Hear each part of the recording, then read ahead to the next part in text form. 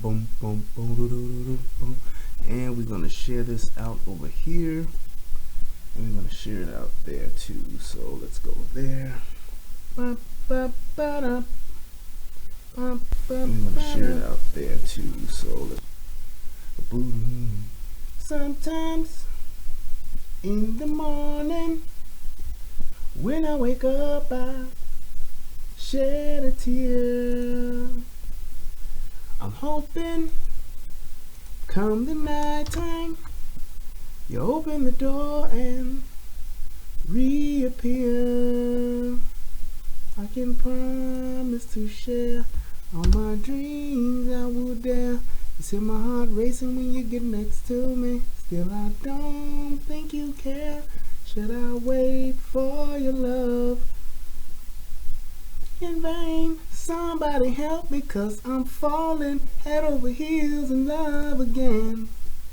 You're the one. For your love, I think that I would do anything. Yeah, you're the one. For your love, I think that I would do anything. I miss you, wanna kiss you. The sweet scent of roses is in your hair. Yeah, buddy. Sometimes when I get lonely, I don't know what is going on with my Facebook. You're not there. Yep, there's something going on with it. So we'll close it and I'll open it over here.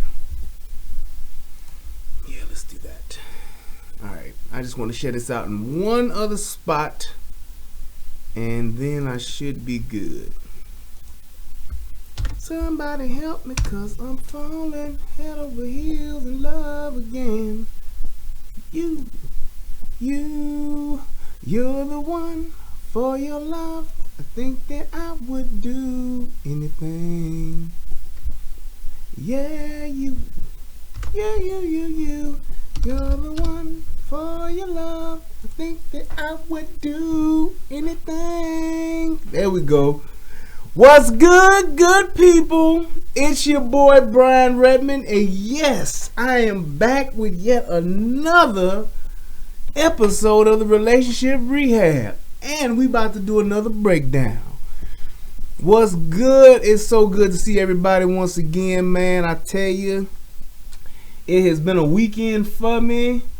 My little girl turned 6, and let me tell y'all, the turn up has been real.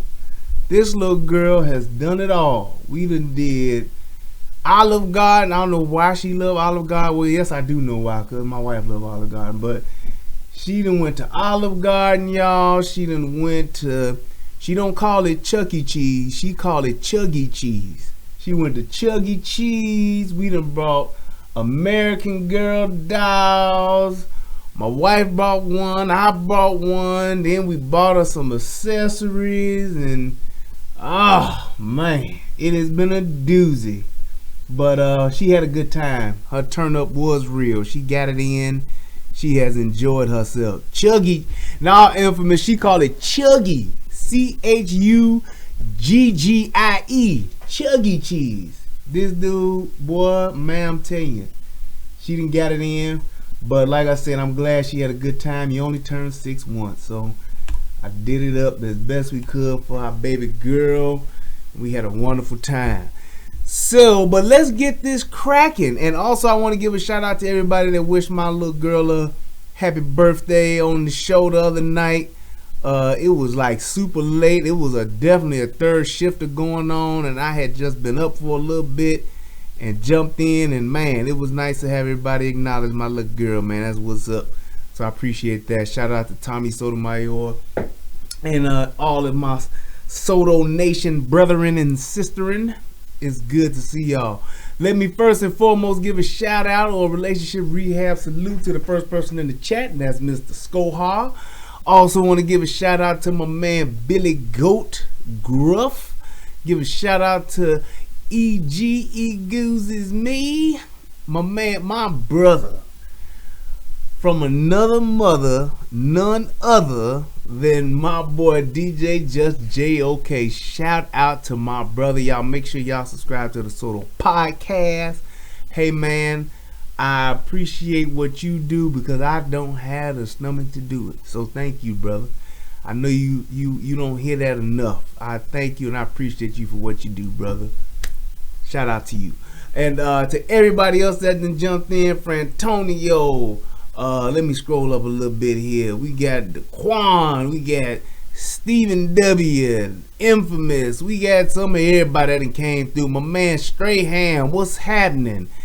JJ Du Bois, David Williams, what's good? It's good to see y'all. So let's get this thing started right now. So what I want to talk about, well, first of all, let me let my side chick say what she got to say. My side chick, my boo thing, my good thing, my best thing, my mistress, my sex slave, whatever. She's everything.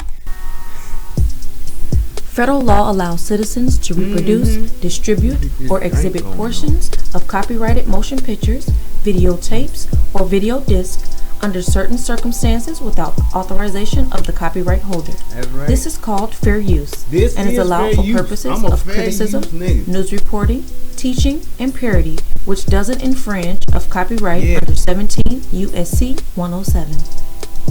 That's what's up. What up to my man Supreme Chi? Wow, what's going on? It's good to see you, brother. Yeah, we need to chat. My man Notorious B, what's good? What's good? Lando Calrissian, what's happening? Hey, it's just good to see y'all. So let's dive in, and basically what I want to talk about today, I watched yet another. Let me say this. I don't know if I've said it before. I may have, but I want to make sure and be clear that I'm saying this. I really do and really have become not just a fan, but I appreciate the conversation, the opportunity that Jada Pinkett has been creating. She is really doing some good stuff just by having a conversation. Even though I don't agree with everything that she say, because I sure as hell don't. But I like the fact that she's actually having conversations. I think that is like one of the biggest things that is missing from our society today. Is just us having a conversation about whatever. Don't matter what it is, don't matter who it's about, just us being able to come together and have a conversation. You can say what you want to say, I can say what I want to say, and we can just hear each other. It's not necessarily about me trying to convince you or you trying to convince me. It's just a matter of us having a dialogue, having a conversation, and just being able to voice our opinions and it be okay. Whether you disagree with it, whether you're offended or whether you're not, whether you agree with it, it shouldn't matter. You should just be able to say whatever you want to say. I truly do believe that. And this was definitely a show that was really thought-provoking for me. So I definitely wanted to make sure that I went ahead and went over and critiqued this one. So let's dive right in. And I want you guys to actually let me know what y'all think. I want to have a conversation with y'all and just figure some stuff out and just see if we can get some common ground established on where we coming from as men. And I hope that this not only helps men, but I hope that this helps women too understand not just where we're at, but where we're coming from and where we're trying to go. Because I definitely saw a few moments here where I was just like, damn, I didn't even realize that a lot of things that we say are not necessarily confusing. Well, they kind of could be confusing, or they could be mixed signals. So there could be some misinterpretation in what we say, and you'll see that in this, and it can be something where you say, this is what we really meant, or this is what we're really trying to get across. So we'll hopefully address that. You're presenting yourself as a Venus. I just felt like dudes are coming to the table, so why not have a little feminine, you know what I'm saying? What do men really think about love? To find out, I have two friends coming to the table. Both are very talented and very different. Actor-director Justin Baldoni is married with 2 kids, but he says it didn't come easily. And Grammy-winning rapper Wale is ready for his perfect match, but is skeptical it will ever happen. Hey, you two! I really did not know that. I was really surprised. I was like, damn, Wale, you won a Grammy Award? I knew he may have been nominated. We're glowing up too hard. It's just a energy because y'all are like the same person, but like not, and it's like very powerful. And it's like this table is like glowing. Aww. Y'all like X-Men. Black X-woman. Yo. Thank you. We appreciate it. Today, we're going to be trying to get to an understanding of what love is about. We think we know how to love. That's the thing. We think that we come into relationships, you meet somebody that you really like, and you think that person knows how to love you, and you think you know how to love them. And the truth of the matter is, you have no idea. And the excruciating part about it is really learning what love is and what love's about. I recently had like a revelation. Now, I am in total agreement of that. And the reason why I agree with what she's saying is because I believe that there's just so many of us, it's something that we all want and that we all desire, but because it is something that so few of us even get to witness, let alone have ourselves, I think that's one of the biggest things. And this takes us back to the whole family dynamic, which takes us back to the men dynamic. We don't get to see what a true loving relationship is.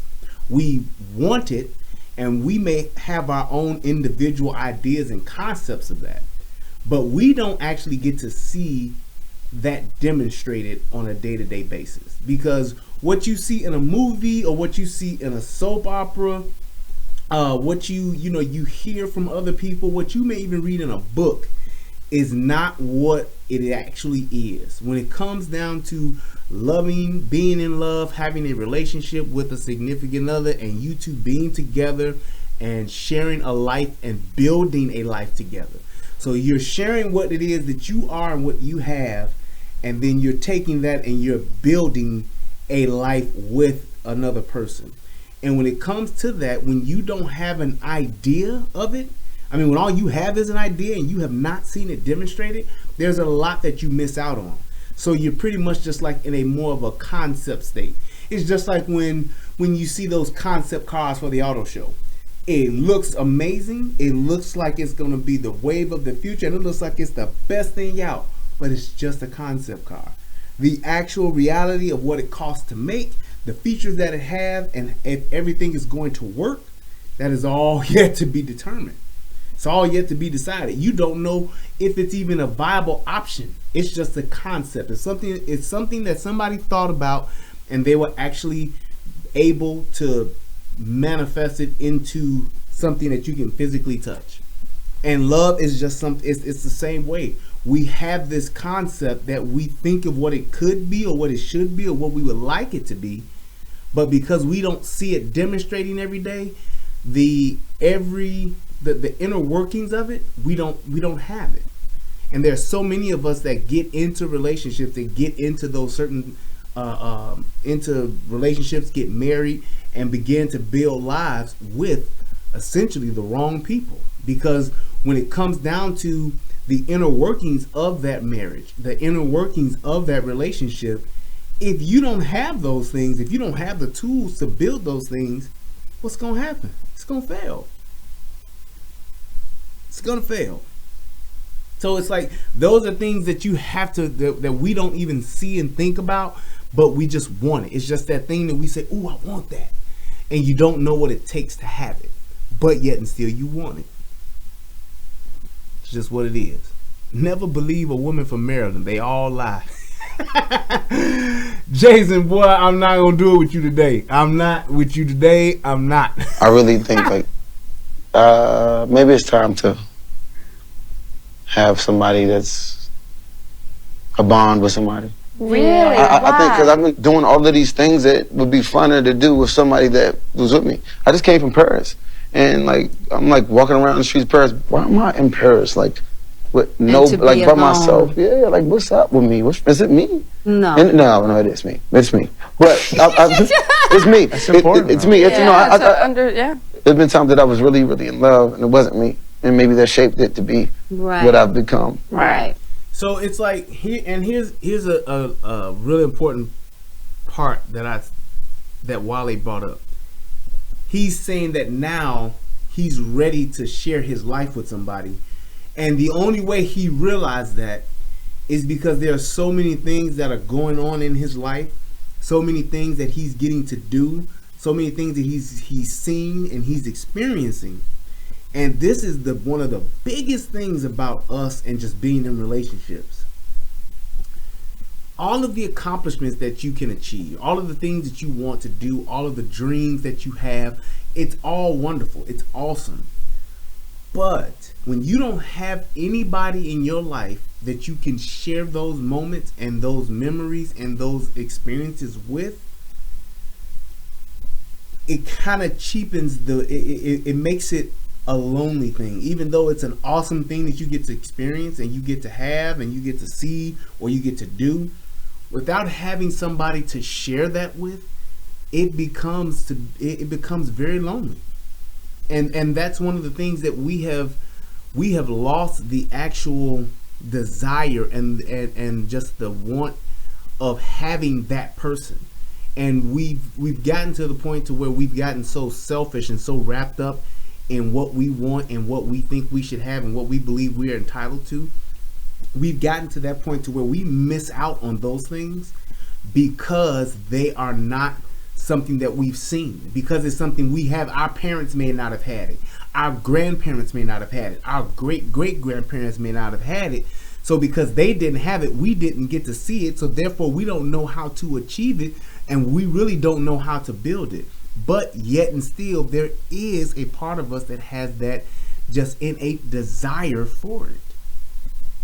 And it's so odd that he is in that place but doesn't really understand why he's in that place, to where he's actually out doing all of these things, and then he's sitting there like, damn, I wish I really had somebody, and not just a person to be with you, because you can find anybody to go on a trip or to go do this or to go do that, but to actually have somebody that you are actually in real relationship with, to share that with. And that was like, it's sad that he had to go through that and get to that point to where he realized, like, damn, I need to find somebody because I don't want to be alone. And that's a double-edged sword. There's a part of us that it's you don't want to be alone, but then again, you don't want to get fucked over either. And that happens a lot. You have so many people that try to build lives with each other, or you try to build a life with someone, and they wind up fucking you over. They wind up shitting on you. They wind up mistreating you. They wind up abusing you. They wind up leaving you. They wind up, cheating on you. They wind up just doing whatever it is to where you don't get to live a fulfilled life. And even sometimes they might even pass away on you. You know what I'm saying? So it's like you have that fear of that, but you still have that desire to have that. So it's like, what do? You're like, man, do I want to go through this, or do I want to go through life without this? And when you get to a point to where you say, well, man, what am I gonna do? You have to choose. You have to make a choice. But then if you do choose to be by yourself, or you do choose to be with someone, now you have that daunting task of actually building that life with that person and hoping that that person wants to and is equipped to build that life with you. I'm gonna really try to deal with the things that I've messed up with and just try to figure it out, because don't nobody want to see nobody just, well, this always by herself. Like, what the type of weird, is he a vampire or something? I can't do that no more, man. No, I feel you. Here's what I'll tell you. Just personally in my journey, what I had to realize was that I had to find all the peace, love, and joy within my heart in order to bring it to the table to share. Will had to go away and find the peace, love, and joy in his heart to share, so that that's what we share. Instead of our traumas from our childhood, all of our insecurities and fears that we usually come to the table with in our relationships to have our partners fix. I need you to be this thing for me so I don't feel a certain way. And now that is huge. That was so powerful. And it's like, and you know what? Well, let me say this. What you just said, EG, was really, really awesome. You said you remember once laying in bed and your husband said to you, that he had the best life because he's married to his best friend. So it's like having a sleepover every night. How often, or how is it that people get to that point to where they know that's what I want? And that's my thing. It's like the fact that he found that and that he had that. It's like you halfway home, but you have to get to that point where you can find that person that you can have that with. And that is where the task is. And that's one of the things that I say, and that's why I say it's a double-edged sword no matter which path you take. Because when you do choose to be with somebody and you want to build a relationship with that, you're in a relationship with that person, you're trying to build a life with that person, and now you're trying to find out if that person is equipped to be able to do that with you. Because there are things, and that's what she was saying as far as, and yes, she did get that from Will, or they may have figured that out together, because I remember when Will Smith said that a long time ago. You have to go and find out who you are, what it is that you have to bring to the table, and the love that you have to share, and literally present yourself as the person that you are to that other person. It's not that other person's responsibility to make you happy and to fulfill you. It's not. The fulfillment comes with you both being together, but you have to be able to know who you are, what it is you want. You have to be very, very, very specific about what it is your expectations are of that other person. And it's like having those expectations and knowing that the person who is in that life with you is able to not only meet those expectations, but even in some cases exceed them. You got to be able to have that wherewithal, and you got to have that knowledge of self to where you can bring that to the table. Because if you're confused and you don't know who you are, you still trying to figure yourself out, figure out your life, figure out your career, figure out all of these different things, how can somebody else love that and be able to have a fulfilling life with you, and you're not even fulfilled because you can't even figure who you are out? And it's like, and that's what I'm saying.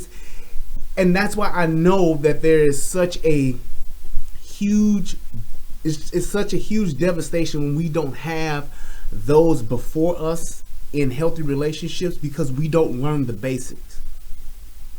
We just don't. We don't learn the basics. It's like when you have something and you grow up around something for your entire life, you pick up certain things from it. And when you don't have it, it's not necessarily you're either going to pick up bad habits or you're just going to be ignorant to it altogether. Either way, it's not going to work out well for you because you don't know. You don't understand what it takes to be in a truly fulfilling, healthy relationship, because you either never experienced it or you've experienced the bad of it. So it's like, that's the thing. And it's like the only way that we can try to right that ship and try to change that, we have to be able to be in functional relationships. And that comes from us, the screwed up folks. We have to start teaching those younger people to pick better candidates, because nothing's perfect, nothing's absolute, nothing's 100%. But we have to start making better choices. And that's why I always tell people when I counsel them, especially young people, pick somebody that is better than you. Pick somebody that is more stable than you, because it's going to increase your chances of success. And that's just what I mean by that. You come from a broken family, but you still an all right dude. Okay, fine. Find you somebody who comes from a more stable family than you, who had a mother, a father, a grandfather, and a grandmother still living, where y'all all can go and see that family dynamic. You can learn from them, because that's what you want to do, so that you can begin to create a better tradition. You can begin to create and see a different dynamic of a family, and you can bring your children into that. May not be as strong on your side of the family, but it's definitely strong on her side of the family, or vice versa. As opposed to just saying, well, this is how I live and this is what it is, this is how I do, and if you can't do that, then you ain't for me. No, you need to be able to put yourself in a position to where I want to seek somebody who has more than me, who is better at this than me, who is better at that than me, because I want to build a better foundation for our family. What I'm going to do is I'm going to put so much pressure on you and find really sneaky ways to manipulate you so that you will always be the thing that I need you to be so that I'm happy. I was raising my hand, but What? can you run for president of love? What?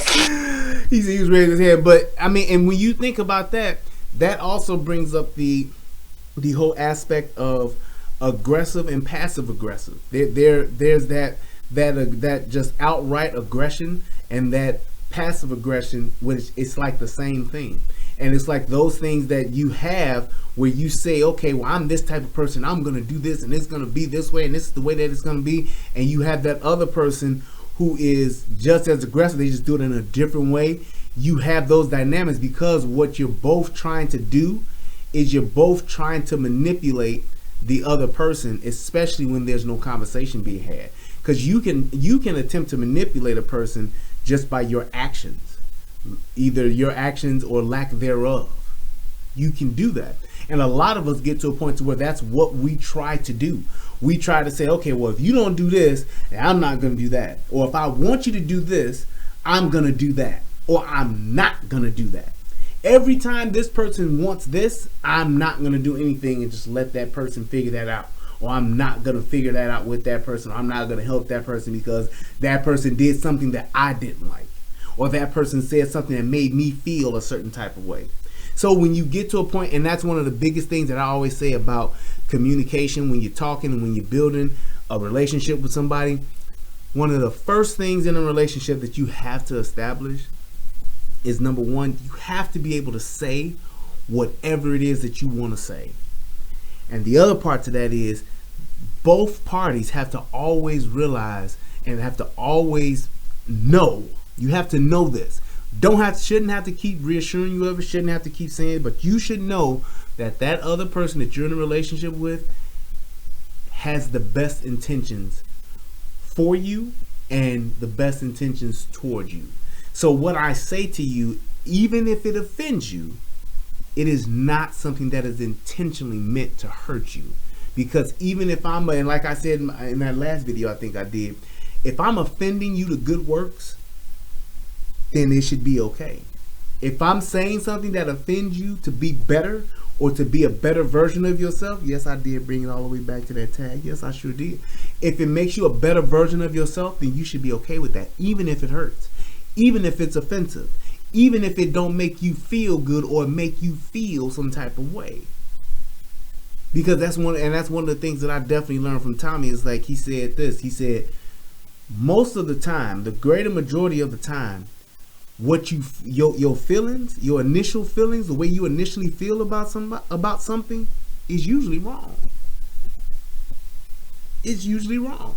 And it's like, that's why it's so important to understand that, yeah, it may hit me a certain way and it may rub my feathers a different way. It may make me look at this person sideways, but I can't just go off of that feeling because it's probably wrong, because that person that's telling me this or saying this to me possibly has the best intentions for me.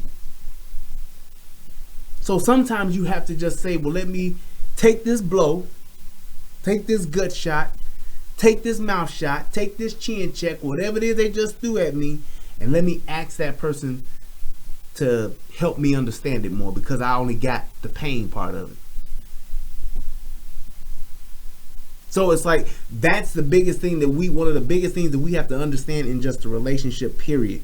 And it's not just necessarily in a man and wife type of thing, but just in people that you deal with, people that you interact with, your friends, your family, your cousins, your aunties, your loved ones, your homeboys, your homegirls, all of that. You have to understand that there has to be a understanding of saying, everything that you say to me, I have to understand and look at it and say, the intention is not to hurt me, but it's to make me better.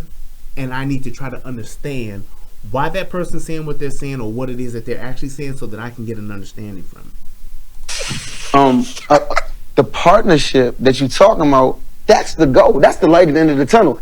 You know what I'm saying? But in my industry, a lot of times, the wealthiest, most known person in the room is usually the loneliest.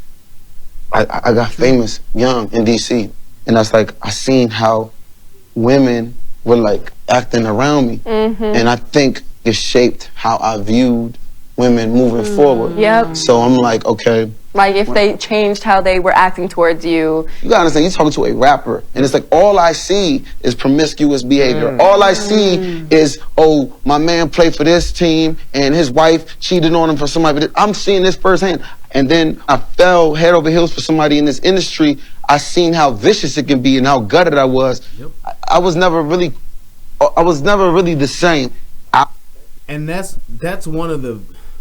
So when you're talking about just being in his position, being in a position of you are a celebrity, you're a star, you have some notoriety, or you have power.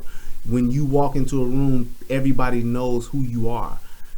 That is just one of those things that is just a downfall.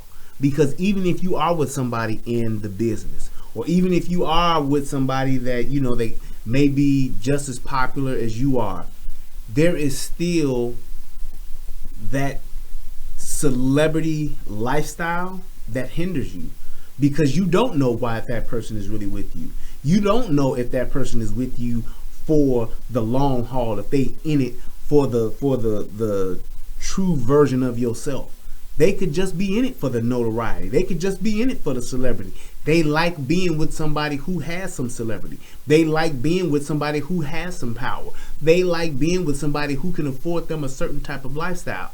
That happens, and that just comes with that territory. The only problem the biggest problem with that is it's really no way around it. Once you've hit that level, it just really isn't. Hopefully you can find somebody who has some type of understanding to where they may be kind of used to money, kind of used to celebrity. It's not a big thing to them. You know, because every woman you meet, especially Wale, every girl is telling them, I don't care who you are, I don't care nothing about your celebrity, bullshit to the back. That's why you was at the show. That's why you backstage. You do care. It does matter. And it's like you trying to make it seem like it don't. You want to make it small, even though it's really big, so you can try to put that person at ease. And that's not the case. It's just not the case. Now, if you're talking about somebody who is just light years ahead of you as far as a celebrity, as far as a career, whatever, then yeah, you might have a chance. You might, like if Wale is dating Oprah, Oprah ain't with him because of his celebrity. Oprah ain't with him because of his money. She got all that. You see what I'm saying? So it's like there has to be, you have to understand where you're at and who you are, because that does have a huge impact on the type of relationships you will have. It just is, and it's just one of those things. That's just one of the drawbacks of being a celebrity. It just really is, and it's sad that it is that way. You just you don't find somebody who is with you because before all of that. It's just tough titty. I mean, unless you try to find somebody who don't know who you are, you go somewhere and you see that person don't know who you are, and hopefully you can, figure that person, by the time they figure it out, it's a lot more of feelings involved and invested in it, because it's not just a thing about what you can do for me and what I can do for you. It's about who you are to me and who I am to you. So it's like, and that's one of the things too, even just from a financial piece, you can always protect yourself. You can put together marital contracts and all that kind of stuff and protect yourself. But from an emotional aspect, there's nothing you can do. There is no contract that protects your heart. There is no contract that protects your emotions. So it's hard to invest emotionally with somebody when you have that thing looming over you. It just really is. It's tough. And thanks to whoever just donated to me. I saw my phone flash or do something, but make sure that you all click the link, click the like, and if you want to hit subscribe, do that please. If you want to click the like button, do that please. And if you want to donate, do that please. Our industry, entertainment, everybody moves on so fast. Yeah. We can't even argue. Think about that. Right. We can't even argue. We argue. 2 days later, you and Greystone with You're right, a 4-string running back. Right. Exactly. So when you talk about girls, young ladies, any conflict, they're gone. Exactly. So whoever's wrong, whoever's right, doesn't matter. You can't even reconcile. You're just on to the next one. Right. Now, this is interesting because I've heard so many women say that about men. that it's not a lot of men out here that want to have Real stick it out and relationships. have a real relationship. Yeah. Because relationships take work. The best description of marriage I ever got was from a good friend of mine who said, marriage is two people that take a lifetime full of Yeah. They take two people and you bring your like 25 bags of Yeah. right? And then this person brings their 25 bags of it. And then you all put it in this front yard, and that is your foundation for your house. That is, it becomes your fertilizer for which your marriage can grow. Yeah. But we're not trained to think about it that way. Right. What is love to you? I disagree a little bit with that. I think that the baggage piece, I'm definitely good with that part. However, I don't think that you use that for your fertilization of your foundation. I believe that there has to be, or there should be, an unpacking of that luggage, of those bags, if you will. And the problem with that is because, yes, everybody comes from different walks of life. Everybody's life experience period is different from another. No two are the same. But the thing where we fail at, the part that we fail at, is unpacking those bags. Because everybody got their baggage, and everybody will say that they got baggage and they got problems and they got all this different stuff that's going on with them, but nobody wants to truly unpack their bags at the beginning. Nobody wants to say, well, here's all the stuff I got going on, and pull this out and pull that out and pull that. Don't nobody want to do that. Well, look, this is what happened to me. Let me pull this out. Let me pull. We want to unpack as we go. We want to unpack as we grow together. And one of the biggest reasons why we do that is because of fear. Fear is why we don't do, is why we want to unpack as time goes on. Because we don't want to run that person off. We're in fear of losing that person. We're in fear of being judged by that person. We're in fear of that person using that information that they learn about us against us to either manipulate us or to hurt us. That's just how it is. So we don't want to unpack our bags. We're afraid to unpack our bags. We don't want to take the risk of unpacking our bags. And the problem with that is by the time we do, it's going to run the person off, piss the person off, or put you in a bad position anyway by the time it's said and done. Because if that person don't want to be with you, you still got to pack all that shit back up anyway, and you're going to have to go do it again somewhere else. That's just how it goes. It's like there has to be an unpacking of those bags early on, because it's not about you sharing your business with somebody. It's about seeing if somebody is even equipped to help you carry those bags, because that's the reason why you're together in the first place. Yes, I can carry this bag on my own. Yes, it's hard for me to carry this bag, but sometimes I would like to, in this lifetime, carry this bag, and when my shoulder get tired and I switch it over to the other shoulder, I have a life partner that can say, you know what, I can carry it for a minute. You know what, while you got your bag on this shoulder, I can massage this shoulder so that when you switch, it's going to feel a little bit better.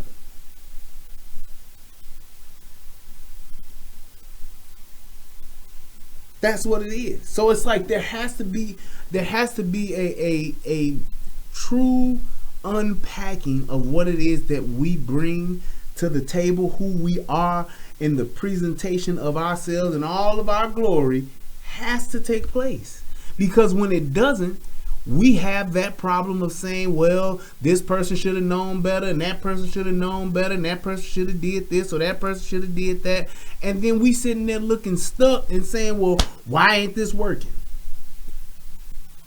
It's not working because we chose the wrong person, or we have somebody in our lives that's not equipped to actually handle who we are as a person, or the baggage that we bring.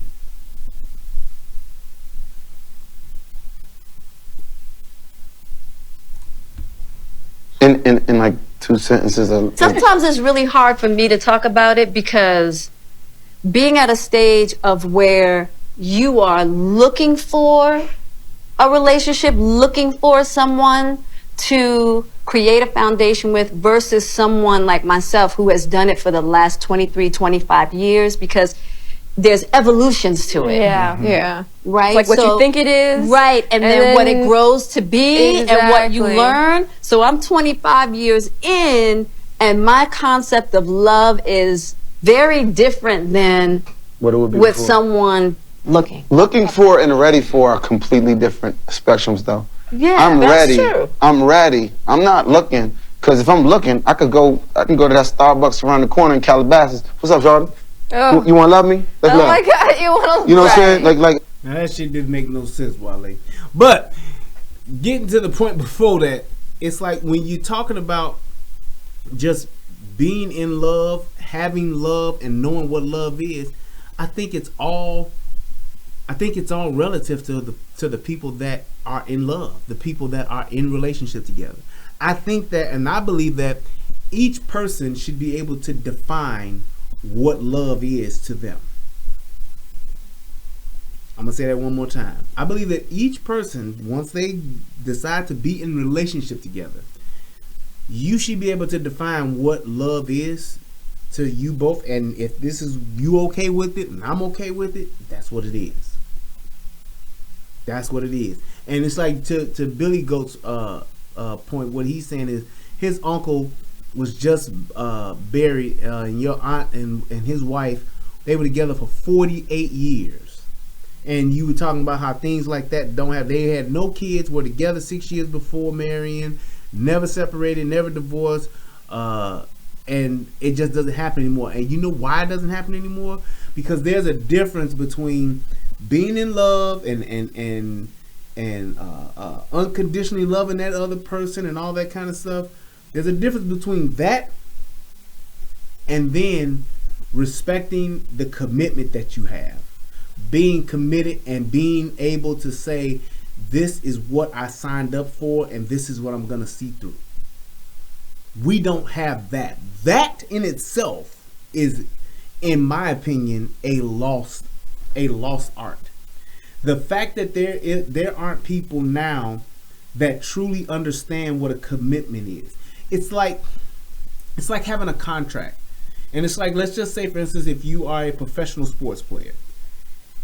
You're a professional sports player and you have a contract with this team, and let's say the team stinks. Let's say you hate the management, it changed. You hate the front office, you hate the coach, and you even hate your players. You are still under contract. So that means you still got to show up for work, you still got to play the games, and you still have an expectation to perform at a high level.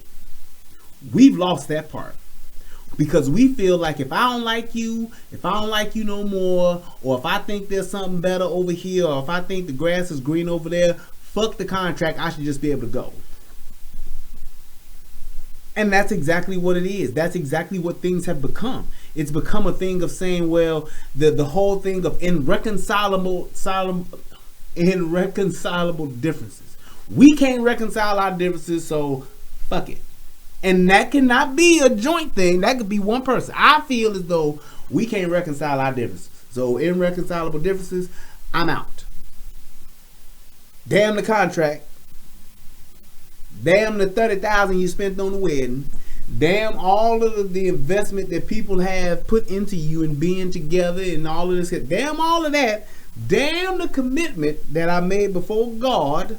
Damn the commitment that I made before my family and the pledge I made to the entire world when I proposed. Damn all of that. This ain't working for me and I just need to go. That's what we've gone to today.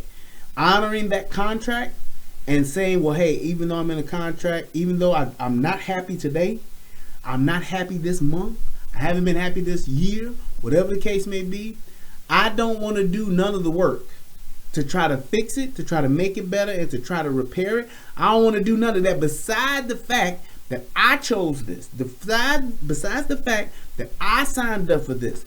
All of that be damn hell because this ain't what I want. I'm out. Sexual chocolate. And I'm gone.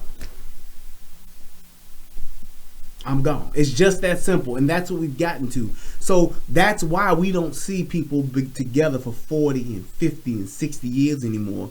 Because there has been such a loss of, or there's no expectation of honoring the contract first.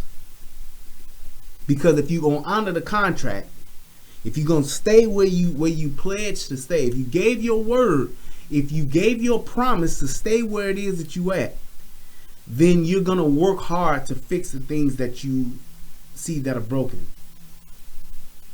Now, is every relationship repairable? No. But I can damn near guarantee that 70% of them I can say 70%, that ain't close. I'm not going to even attempt to give anybody that. You can't tell me that 70% of the relationships, hell, even half of the relationships that end up in divorce are, oh, well, that's just irreconcilable differences. No. It can be reconciled. It's a thing of wanting to and honoring that commitment, saying, hey, this is what we both decided to do. Because if there was a bigger focus on that, if there was a higher expectation of honoring the commitment and saying, this is what I've chosen to do and this is where I'm going to be, then you would have so many people, number one, being more careful as to who they choose to get married to. And then you would have people having more of a desire to keep and to sustain and to hold their marriages together. Because that person that you're saying that you're in love with, it would have to be something that is so powerful, something that is so important, something that means so much to you that you're going to do whatever it takes to make it work. That's just like when you have people who say divorce is not an option. That's a level of commitment and love together. When you can say that, divorce is not an option. We decided on that before we got married years ago. We decided divorce is not an option. When you get to that point, then that means that, hey, I'm not only trying to make sure that we have the best, healthiest relationship possible, I'm also committed to the commitment that we're making. I'm invested fully into the commitment that we made to each other. In spite of, despite of, forsaking all others and.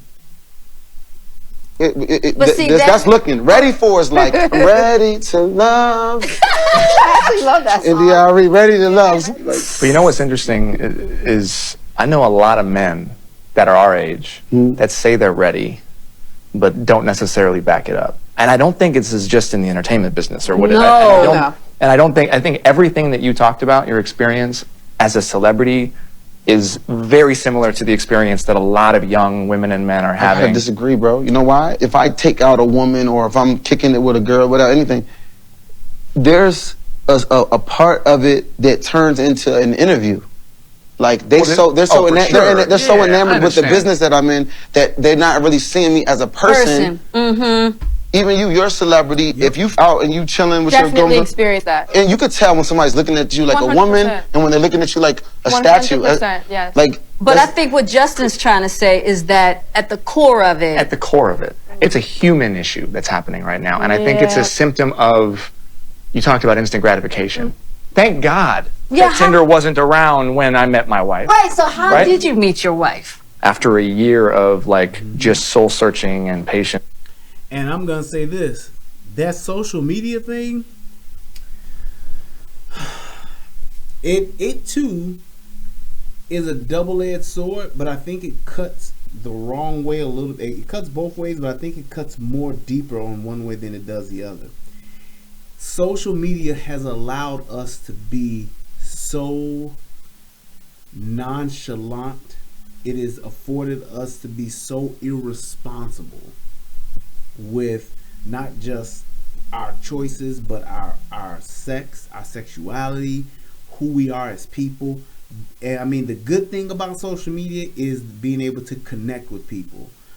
But the reason that we connect with people and how we connect with people is one of the biggest things about social media that I think is been one of the accelerants, if you will, to the deconstruction of family values, of morals, because it's allowed us to do and say so much, and it gives people a freedom of being free from their responsibilities and accountabilities, because there's always somebody, for whatever reason, who's willing to agree with you or to like what it is that you already done put out, good, bad, or indifferent. There's always somebody who's going to big up, who's always going to pat you on the back, who's always going to say, excuse you from that responsibility and excuse you from being held accountable for whatever reason they want to. Whether they want somebody to be in the you know how they say birds of the same feather flock together, whether they want an ally or whether they want to manipulate you and get something from you too. And trying to figure out my life. Coincidentally, she had been through the exact same thing. Wow. And we met in the business that way. It was not easy. Yeah. And Nothing the is dating easy, though. process, Nothing though, is ever easy. But Right, the dating dating process process. was at times like painfully horrific. Yeah. Yes. My wife and I, we went deep. It was uncomfortable. We realized we wanted different things at times. We weren't sure if we were spiritually aligned. We were Right. from completely different countries. But I jumped in and I said, this is me. These are my Right. flaws. These are my insecurities. Like, this is all of the things that are wrong with me. And she wanted to walk away, and I kept chasing her. Right? So there was a balance. She needed space. I didn't understand what space meant, which, because we worked through it, ended up being the foundation of a beautiful, healthy marriage. Yeah. But I have so many friends.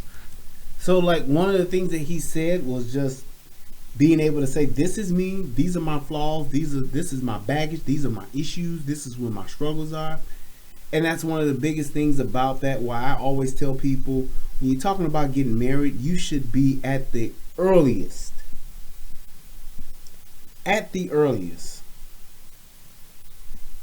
late 20s. And I'm talking 27, 28, more so 28, 29 before you even decide to walk down that path of getting married. Reason why I say that is because, number one, you have accomplished a lot more in your life, or should have at that time. And I'm talking about your average man or woman. You 28, you should be in a job or career or in a business of your own, whatever it is that you're doing. You should be at least a few years on that path, in that thing that you're going to do. The other part to that is who you are as a person. You are a hell of a lot more comfortable with that person and who you are as a person at that age than you are when you're 22, than you are when you're 18, than you are when you're 24. So it's like there's so many more, and that's because when you're 28, you've accomplished more things. You should have been through school. You should have been through, your life decision on what you're going to do, who you're going to be, and what it is that your career path is going to be like. You have many more things decided that can be life altering. You should know if you want to have kids. You should know how many kids you want to have. You should know where you want to live. You should know where you want to go, where you want to travel to. All of those things, or where you've already been, your life experiences that you've had before that.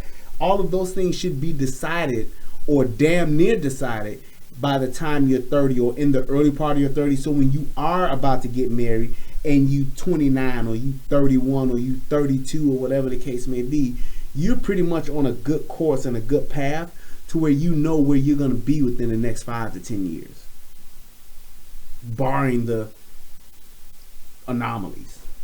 So it's like when you're done with school, you finished and gotten your career path. If you you're going to be a lawyer or a doctor or a professor, whatever the case may be, you're pretty much on that path and you're pretty much in that thing, so that anybody else that gets with you, they can know exactly who they're pretty much dealing with. Yes, there's still going to be some growth. There's still going to be some changes. Yes, I'm 100% in agreement with that. But you will know and have a good sense of who you are than when you are in your early 20s. And the other thing about that, somebody must say, well, why not just wait until you're 40 then? Because the reason why you don't want to wait too long is because the older you get, the more set in your ways you become, which means it's harder for you to blend and to share your life with somebody to where you guys can both live together, cohabitate together, and be sensitive to each other's habits. You're more easy and you're more pliable to do those things when you're at a younger age than when you are when you're at an older age. When you're in your late 40s, you ain't trying to hear that shit. When you 50, you like, fuck everybody. It's what I want and what I want to do. So there's a difference in that. And when you're 50 years old trying to blend your life with somebody else, shit ain't gonna happen, because you're gonna be like, Ain't nobody gonna tell me shit. I'm grown. I know what I want. I do what I want. I make my own money. I got my own things. I got my own house, my own car, my own job. I got my own. Yeah, independent. You INDEPENDTN. That's what y'all. So you don't want to hear shit. Can't nobody tell you shit. That's just where you at. And you like, that's exactly how you gonna keep thinking. I'm gonna keep thinking that way. Can't nobody change that. Can't nobody change my thought process. I want what I want, and that's all that I want. And it's hard to blend a life like that. So that's why you want to be in your late 20s, mid 30s. You want to come together with somebody because you're, number one, you're a lot wiser, you're a lot more focused, you understand what you want, you still look good as shit, and you are able to change. You're able to compromise. You're able to blend. You're able to bend. You're able to do a lot more things, and you can be a lot more logical and make sense out of life with what you're doing and the way you're going and how you're doing it, so that you can get with somebody who's kind of got the same goals you have, so that you are going somewhere. When you're doing those things and one or the other is out of balance, whether it's age or whether it's your life focus and where you're at in life, it's going to cause a lot of problems. Because if you 28, you 29, you 31, or whatever the case may be, and you ain't got no job yet, you fucking up. And it's going to be hard for you to build a life with somebody who has a job, who is established. Good dick and good pussy is only going to take you so far. It just is. Because neither one of those pay the bills. Well, it could pay the other bill. One of your bills could get, one of the other could get their bills paid. But long term, it ain't going to pay your bill. That's all I'm saying. So there's a lot to that you have to consider, and you want to get with somebody when you're in your sweet spot, when you're in that groove to where you're responsible, you got your life popping, you got a lot going for yourself, you making money, you got good credit, you're able to sustain a good lifestyle, and you bringing this other person into your life and going to make y'all level up and get more powerful together. That's where you want to be.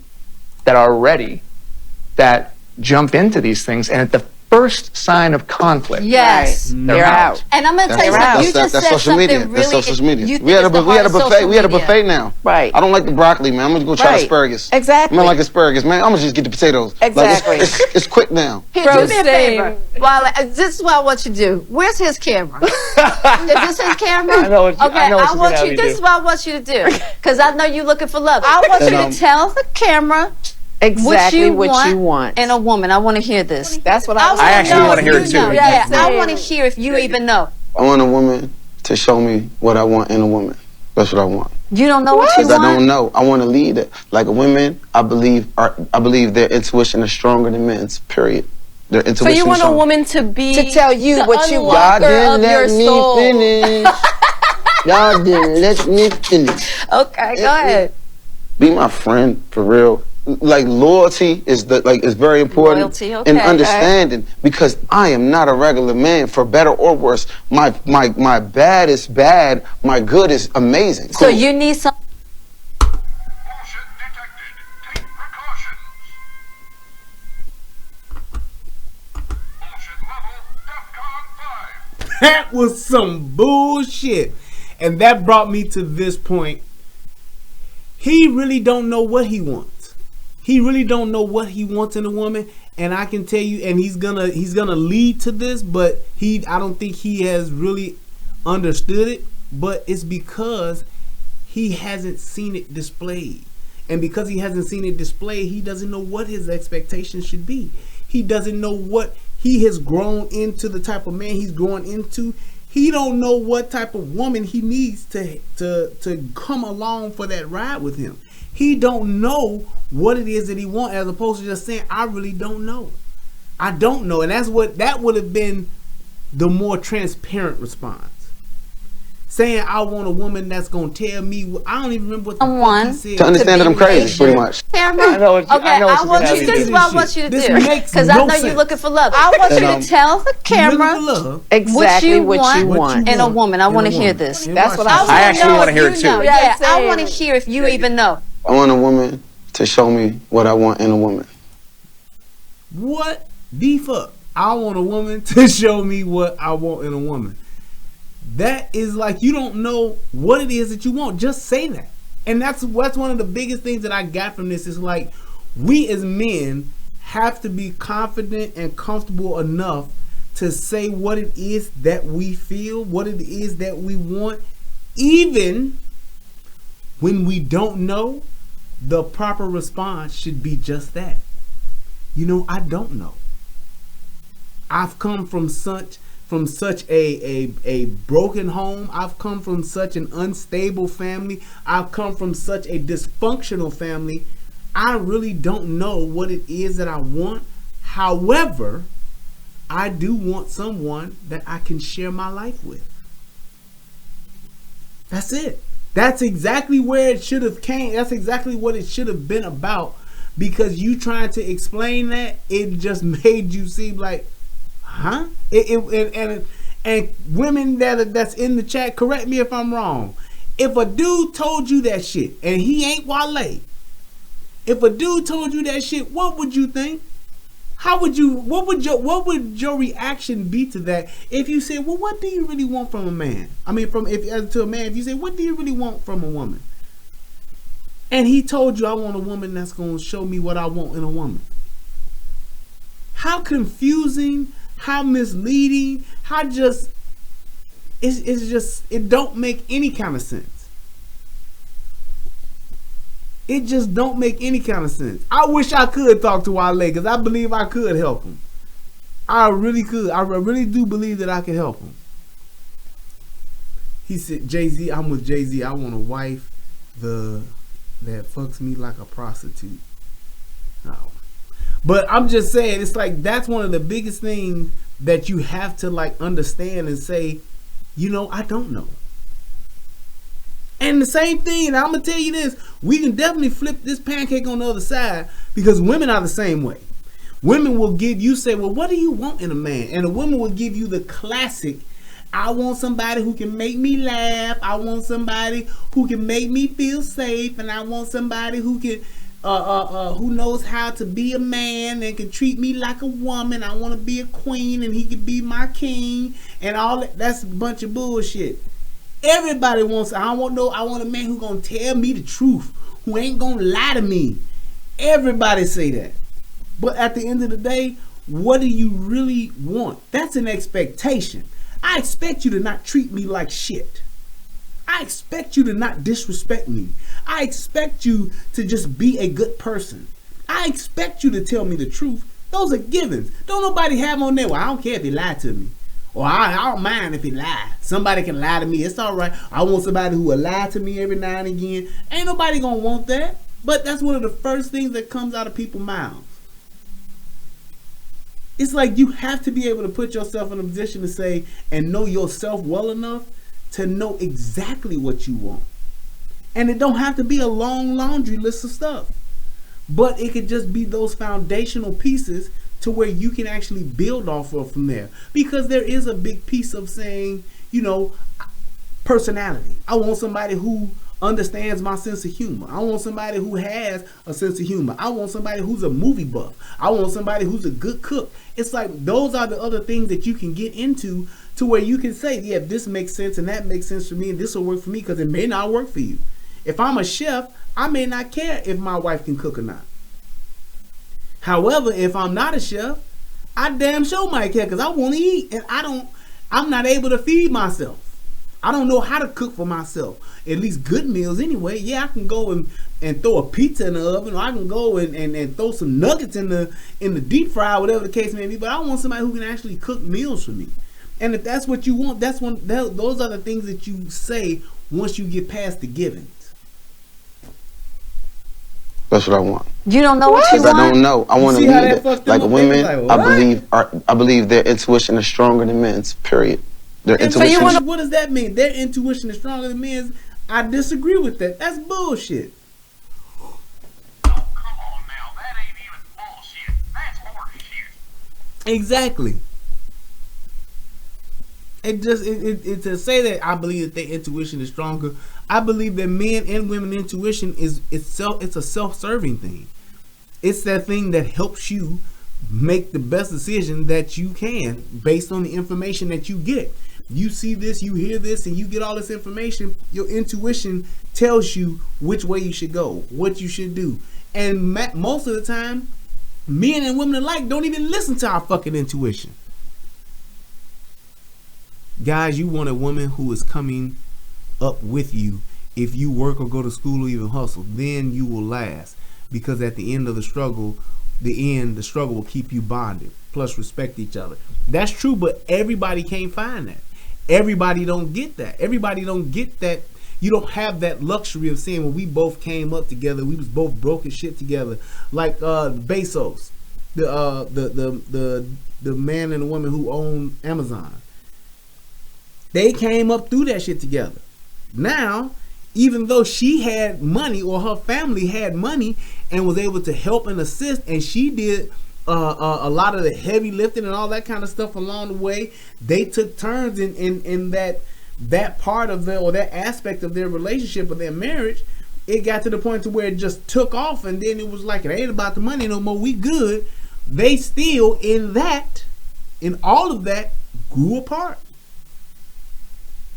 Because they even said, I mean, that dude was with that chick for quite some time, and it was just a thing of that divorce came about because he fucked up and let his side chick embarrass her. That's why that shit went left. They had been seeing each other for quite some time. That's what that, and it was like a thing of them just doing their thing, and you over here doing your thing. I'm sure she had some young dude, knocking her box out, and he over here knocking that young thing box out. I'm sure they was just being respectful with that or whatever the case may be. But that chick, that side chick, embarrassed her. And she was like, nope, I ain't going. I'm good. Let me get my $36 billion and I'm out.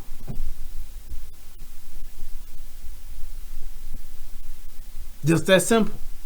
So it's like, yeah, you have better odds. I do agree with you on that.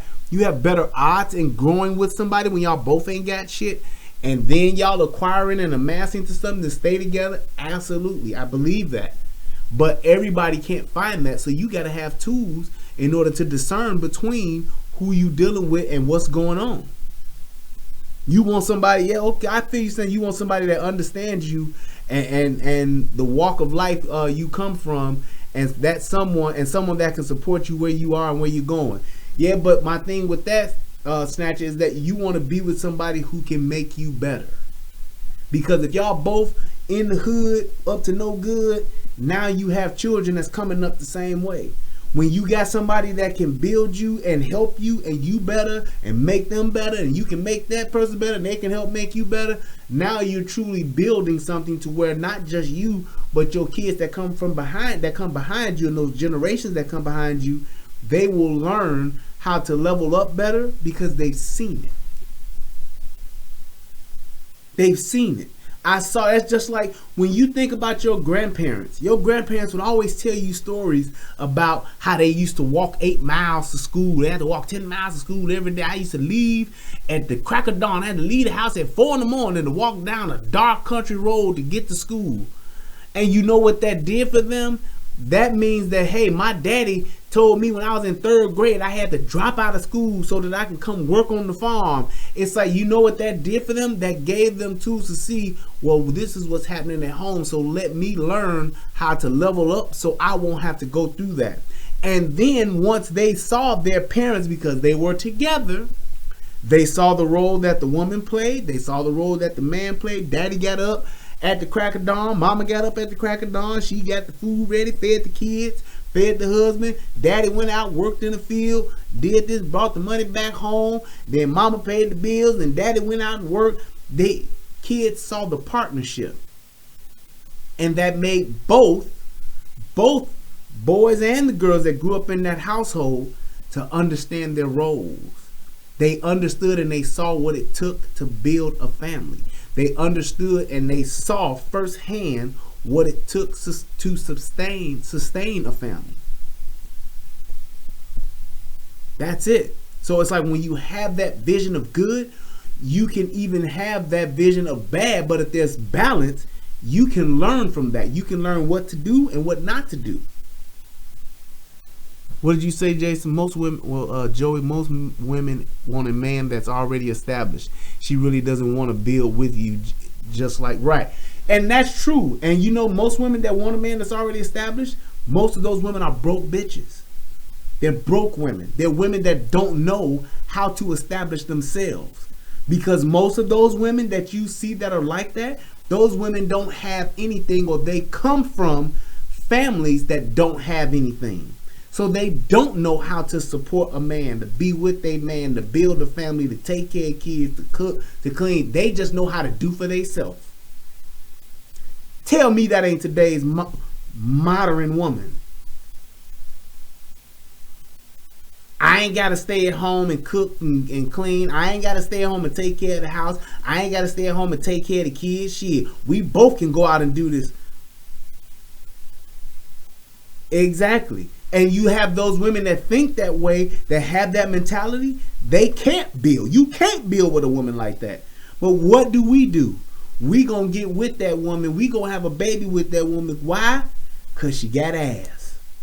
Why? Because she got a good, some good sex. She got great head. She wear the nice dresses that we love to see. Way her breasts look, because they always hanging out. That's why we'll make that decision. That's exactly what it is. I totally understand that. But I'm telling you that most women that are like that, they are broke. And they come from people that are not financially stable. So Brian, how does that match with the Bible saying you should be with someone that is equally yoked? So when you're talking about equally yoked, and that's a great question. When you're talking about being equally yoked, you're talking about the yin and the yang. You're talking about being able to be matched with somebody that actually complements who you are and what you do. The things that you are able to do well and the things that that person is able to do well, it works together. It works together. That's what that means. It's like a lot of people take that concept and that idea of being equally yoked, saying you got to have the exact same shit that I have. No. You need to be in a position to where what it is that you do and what you bring to the table complements me. Because when you're coming together, you come together as a business. It's a business relationship. It's a partnership. And when you think about that yin and that yang, that's pushing and pulling. That's two entities coming together. One is pushing, one is pulling, but yet and still you're moving in that circle. You have that constant motion. And because of that, you're able to complement each other. You're able to help this person in this area. They're able to help you in that area. And together you guys come together and you make this thing go round. You create the perfect circle when you do that.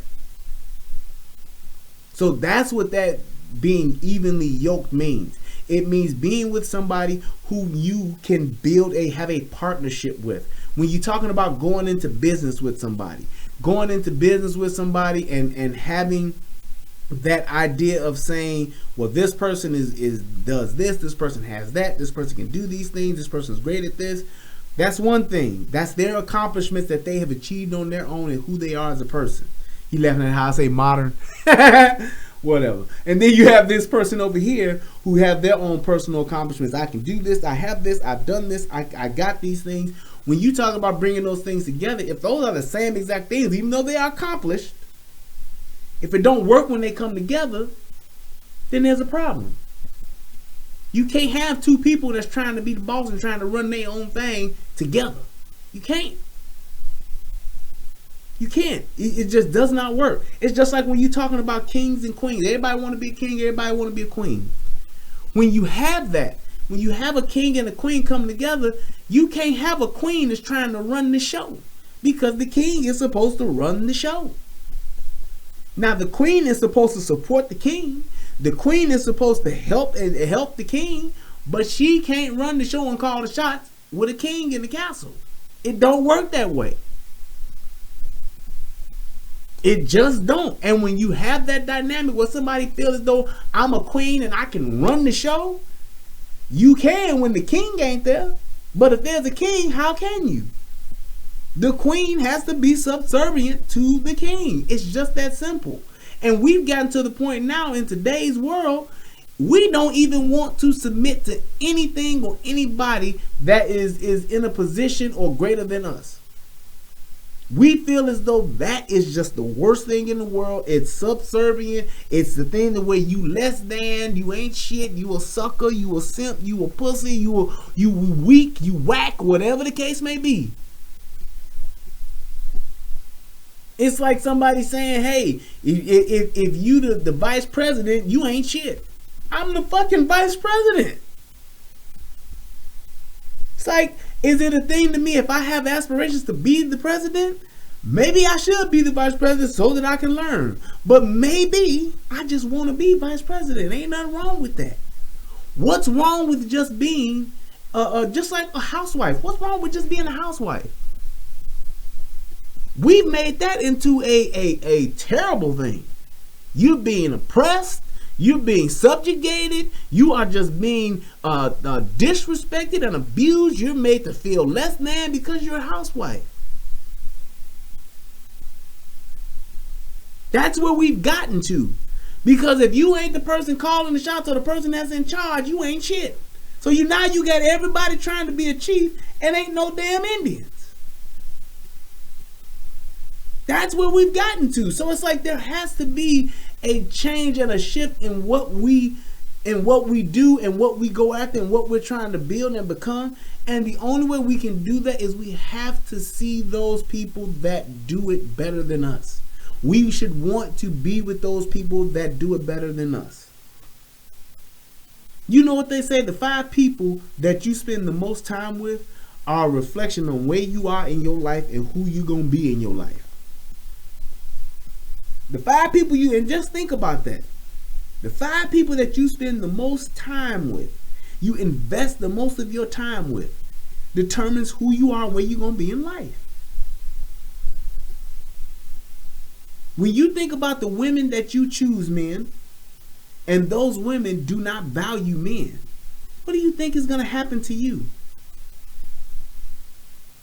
What do you think is going to happen to your children?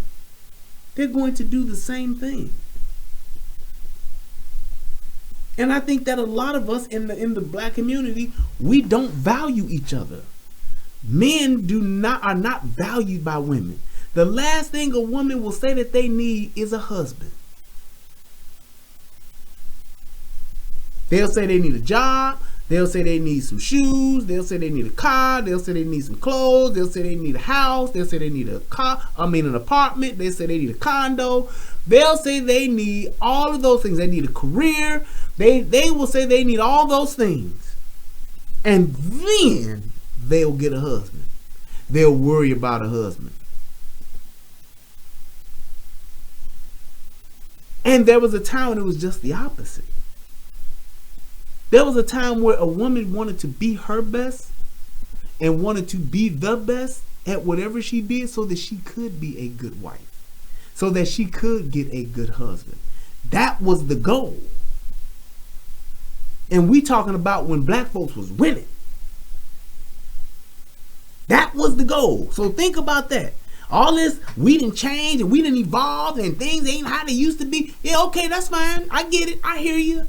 But look at where we were then and look at where we are now, being INDEPENDELG, being independent. You got your own house. You got your own car. You got your own. Just think about where we were then and where we are now. Think about where our families were then and think about where our families are now. Think about when we was number one in being married and having families and where we are now. We're dead ass last. You think about your most successful people in the world, most of them are what? Married. Most of them come from strong families. Think about it. Look at it. You look at some of your most powerful families. They ain't a bunch of players and pimps and a bunch of single motherfuckers walking around hanging out at the clubs and the lounges. They're not. They're established. They are married. They have families. They build families. They value family and they value each other. They know the value of a wife and the value of a husband to the point to where they are totally committed to, and that is what they're going after. That is their goal. There was a time where you were married, where being married to somebody and building a life with somebody, where your whole financial gain was a huge part of that.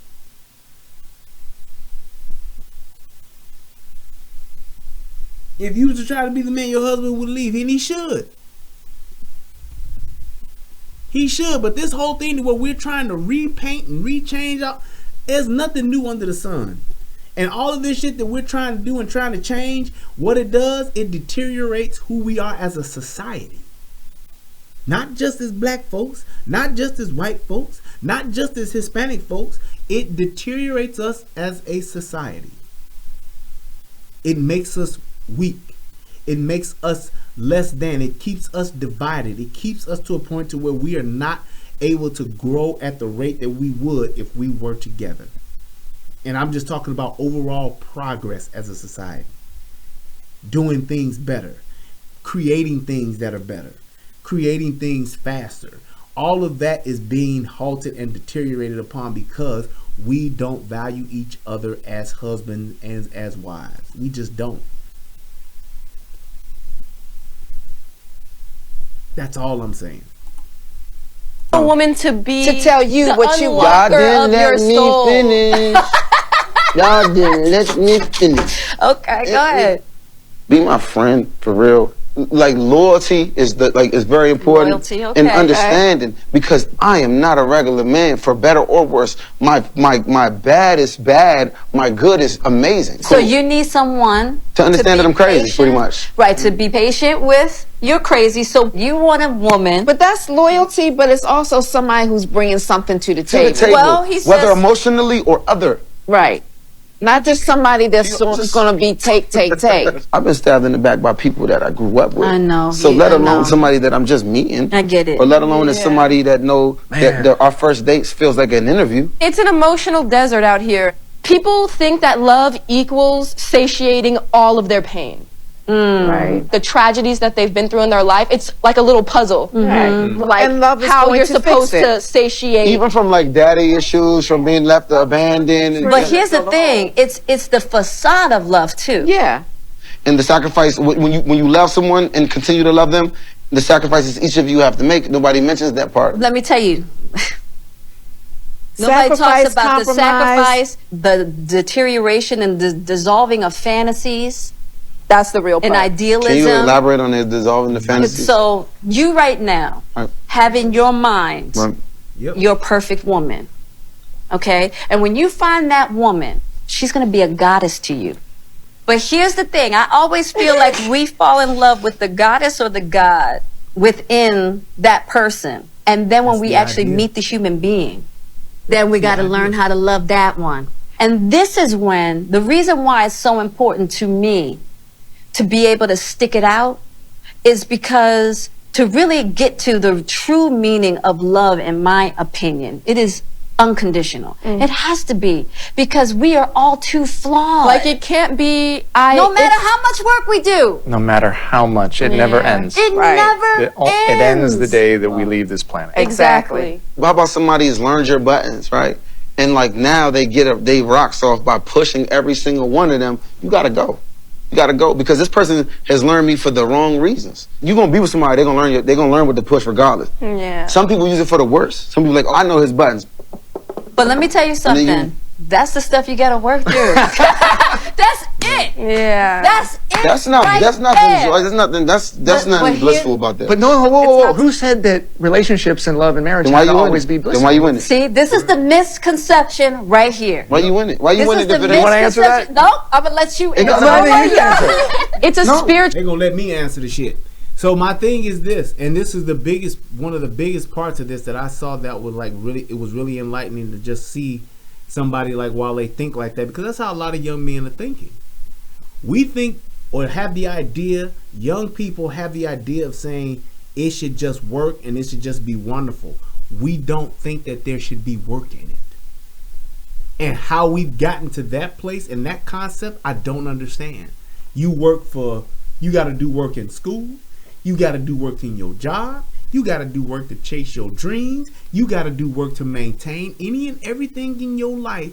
But we expect relationships and marriages to just work. I said I do. You said I do. We together. We walk down the aisle. We spent all this money. We live together. We have sex. So it should just work. It's not. It's a job. It's a career.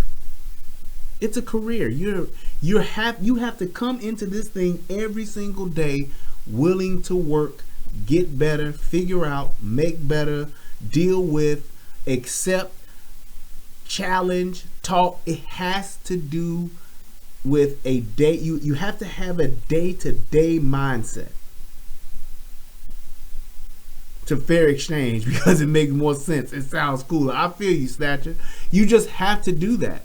You have to be at a point to where you're saying, I'm willing to work on this thing every day. And that's why I always tell people, you think of it like a business that you're starting. You and this other person, you're deciding to go into business. So everything that you are, all of the things that you have, everything, the skill sets that you have, all of the tools that you have, you guys are coming together to start a business. You just don't start a business, open the doors, and then do this. Where the customers? We got customers? Okay, cool. You got to come in and you got to work.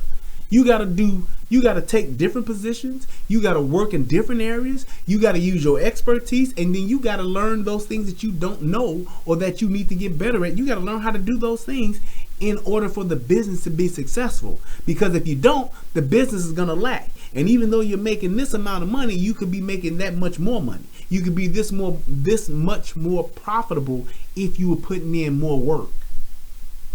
And in a marriage or in a relationship, profitability is fulfillment. I could be more fulfilled if I was this person, if I listened more, if I talked more, if I asked questions more, if I was more understanding, if I was more forthcoming, if I told the truth, if I was being real with myself, if I was being real with my partner. All of those things come together and they add up to more and a better fulfilled life that you're sharing with this person. That's what you get from that. That's where the profitability is. Like in a business, that's what your profitability is in a relationship. It's fulfillment. I'm more happy in this relationship, because you should be happy by your damn self. Let me say that again. You should be happy by yourself, but you should be more happy in the relationship because of what you're both bringing to the table and what you're both doing and what you're both working at and becoming better at together is what makes it so much more fulfilling. That's how you should be looking at that. Gotta be willing to work. And when you don't, that's when you suffer. When you think you ain't got to do this job, when you think you ain't got to do that job, when you think you too good to do this job, when you think you too good to do that job, you can't own nothing. And you the person that owns, you run, you the president, the head, the CEO, whatever the case may be, the supervisor, the manager, whatever you want to call it. You can't be above doing the low man on the totem pole job. You can't. You have to be in a position to say, yeah, I own this motherfucking company. I started this company from scratch. But damn it, I ain't afraid to go sweep the floor. I'm not afraid to clean a bathroom. I'm not afraid to scrub a toilet. It may not be what I want to do, and it may not be what I'm best at doing, but damn it, I can do it if need be. I can do it if called upon. I could do it if I gotta.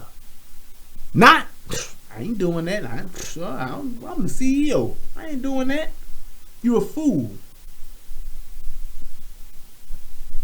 You're a fool if you think that you don't have to be able to do everything. You should want to learn how to do everything.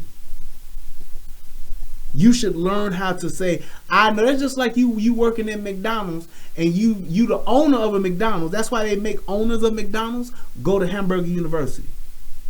Because at the end of the day, you can have seed money, you can have a location, you can have all of this, but motherfucker, you need to know how to get on this grill and flip these burgers.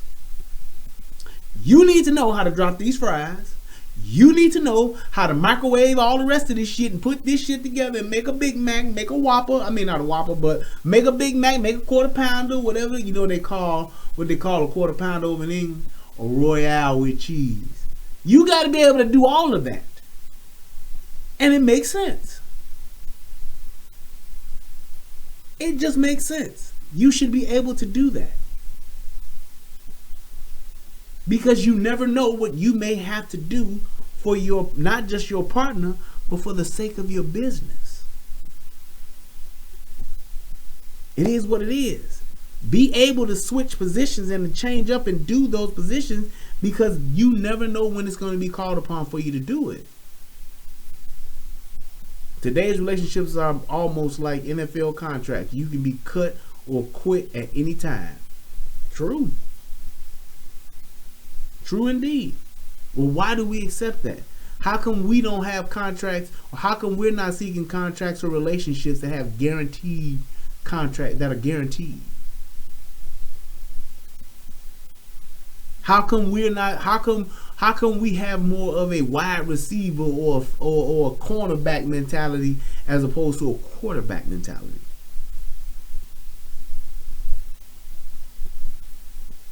How come that, you know why we have that type of mentality? Because that's what we're practicing. That's what we've seen be practiced. Because everybody don't think like that. And that brought me back to my point of just saying we have an issue with valuing each other. We have an issue with valuing what a relationship is. Because we don't value ourselves, it's very hard for us to value each other. Especially when you ain't doing what I want you to do.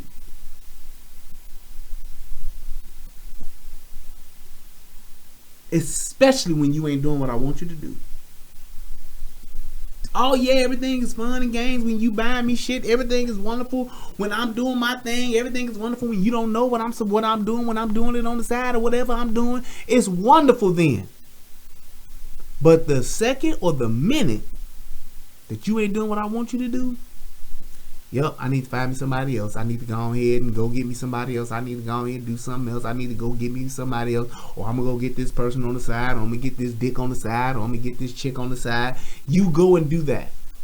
Why? Because we don't know how to function in real relationships. We don't know how to value each other in relationships. We don't know how to value a husband. We don't know how to value a wife. We don't know how to value a marriage. We don't know how to value a family. We don't know how to value and to understand and appreciate a commitment. We don't know. Because we've allowed our family dynamic to just degenerate and to be perverted over the years. Over the past 60 some odd years. And it's gotten worse and worse and worse and worse and worse. To the point to where we've lost the whole concept of it. To where it's just a whatever the fuck you want to do. How you feel today? I feel like a divorce. Then sign up. How you feel today? I feel like going to cheat on my husband. Sign the fuck up. Go ahead. We'll find an excuse for you. I feel like killing my husband. I feel like killing my wife. I feel like cheating on my husband. I feel like cheating on my wife. That's what it's come to. That's what it's come to. And it's like we have set not only ourselves up for failure, but we've set those generations that come behind us. We've set them up for failure because now they have no vision of good. Mutual endeavor. That's the whole thing. I have to look at my trauma, and you're pushing my buttons. That's making me look at my trauma and what I need to work on. Mm-hmm. And clean up your own stuff. You know what I mean? Because why is she pushing those buttons? But can I tell you something? Like your buttons are Everybody got buttons though. First of all, that's an opportunity for you to work on you. It's not about I'm always working on me. I always come and for her to work on her too. I feel like this is an intervention now. Listen. I feel like it's an intervention now, so I'm just going to say. No. Go ahead. Because, you know, relationships mirror. Yeah. They show us ourselves. I mean, that's what I've learned. It's a and typically the things that you don't like about somebody that are was for things you, Jason. Did you hear that? That was for you, bro. Stuff. You know what I mean? Because why is she pushing those buttons? But why can I tell you feel something? like your buttons are Everybody being got buttons though. First of all, that's an opportunity for you to work on you. It's not about I'm always working on me. I always come and for her to work on her too. I feel like this is an intervention now. listen. I feel like it's an intervention now, so I'm just going to say. No. Go ahead. Because, you know, relationships mirror. Yeah. They show us ourselves. I mean, that's what I've learned. It's and typically the things that you don't like about somebody are things that you don't like about yourself. Boom. That's it, though. You better preach, game. I'm a little numb to all that because of what I've seen in my. So basically what she's saying is that when you don't do the work to get yourself back on track, or don't do the work to put yourself in a position to where you can have a healthy relationship, you essentially doom yourself. You limit yourself on what you can do, what you can have, how you can build a healthy relationship. Because a lot of the things that happen in relationships, yes, it takes two to tango. Yes, it's things to where people have their own issues, but you got to look at it like this. I picked that person. I chose to stay with that person or to build a life with that person. And so there's a part of me that needs to be worked on and needs to be fixed in order for me to not make that same mistake again. And when we don't do that work, it don't matter if it's 17 months or 17 years. You still have to be willing to do the work. And when you get to a point to where you're not working for that betterment, if you're not working towards correcting that dysfunction, then you put yourself in a situation or in a holding pattern to where you will never be able to take off and go to that next level. Because there still has to be a point to where when you're in relationship with somebody, when you choose to be in a relationship with somebody, regardless of who you pick and how you pick them, there has to be a point of vulnerability that you have to allow and be able to display yourself. You have to be able to put yourself in a position of being vulnerable in order to go after that next level of love, happiness, relationship, and all that good stuff that you're trying to achieve. You can't build a life with somebody if you're not willing to invest equally, in some cases even more, of your time, your energy, and your resources into this thing that you are trying to have with this person, into this business, into this company, whatever the case, whatever you want to call it.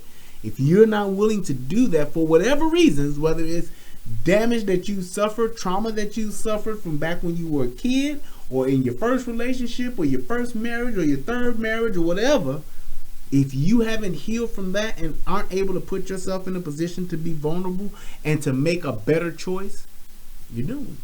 Rare in my life, like when I feel like you're starting to press these buttons to get something from you, I get numb, I shut down. I totally can. I get that, because I think that we have two options when you're in a relationship.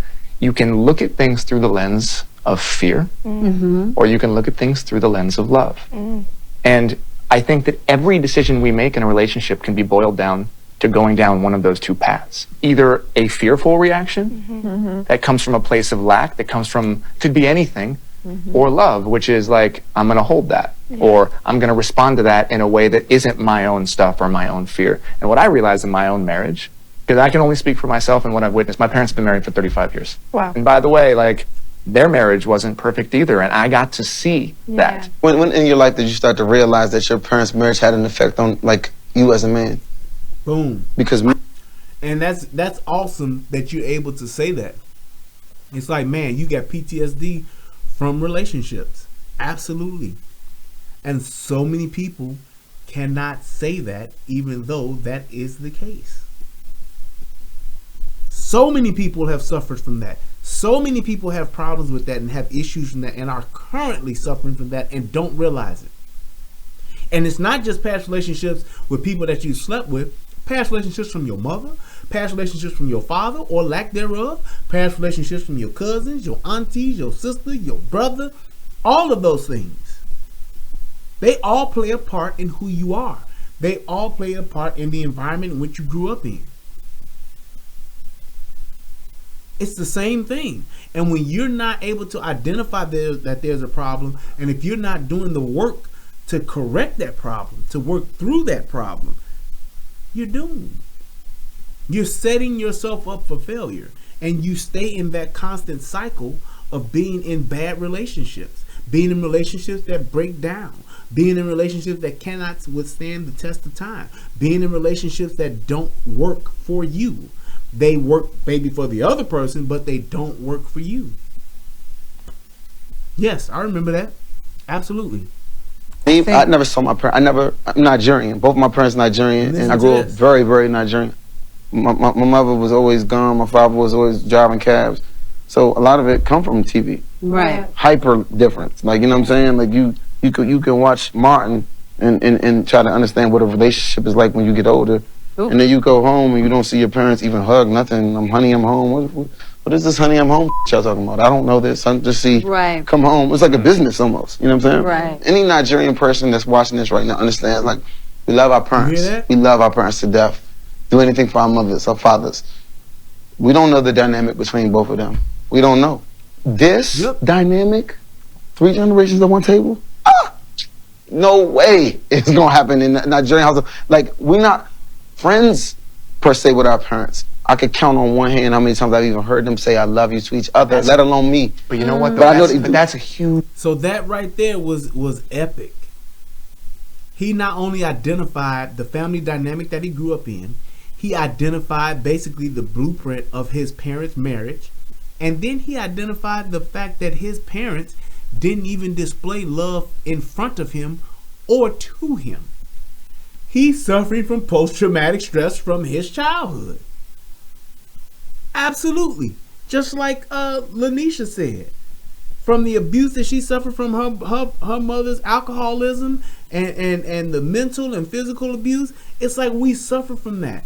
And that shit comes from us having broken homes. That shit comes from us not having, because it's not necessarily your parents' fault. It could be your parents' parents' fault. It could be 3 generations ahead's fault.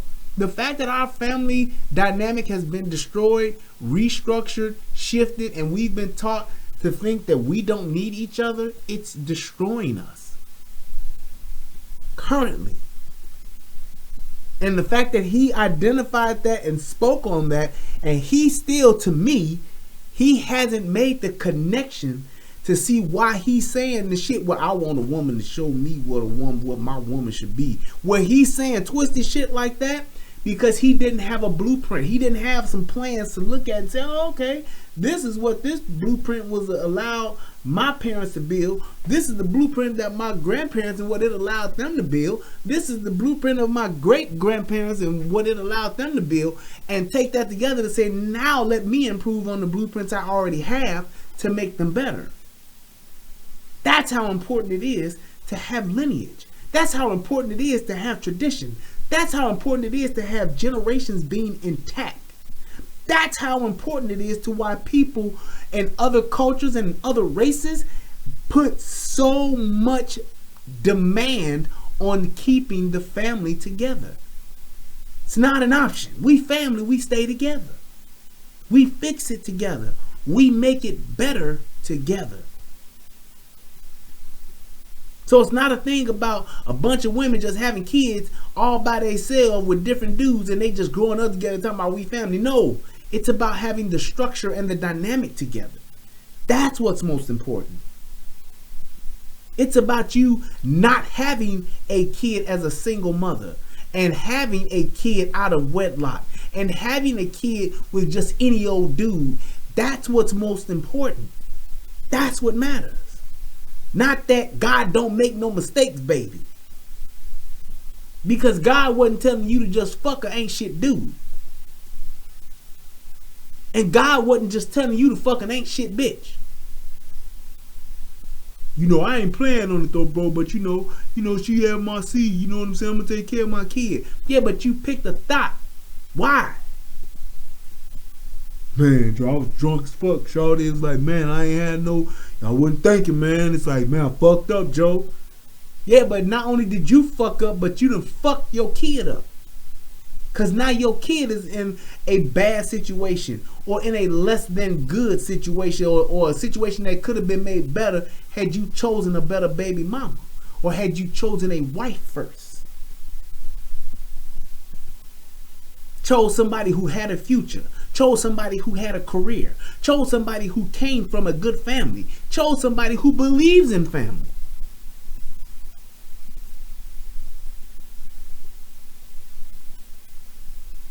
That's what matters. And we just take this thing of just having to, well, with babies here now, shit, what we gonna do? You fucking that kid up.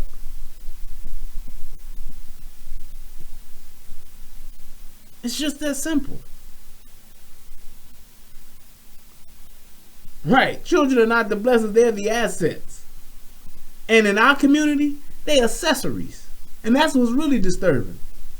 A kid in your average black ghetto is just as important as a Gucci bag, some red bottoms, or a Gucci belt, or some shit like that. Or some real Indian weave. Jordans. Something to carry along, take selfies with, and put on fucking social media. Each thing, because I didn't realize that until I turned like 28. I was like, yo.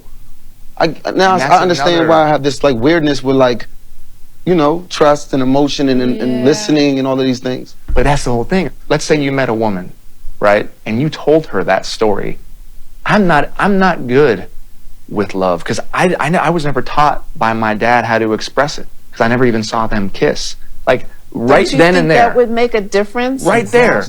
For women that are watching, you're just like, I want to love on him. And not because, but listen, hold on. Let me just man to man then just tell you something.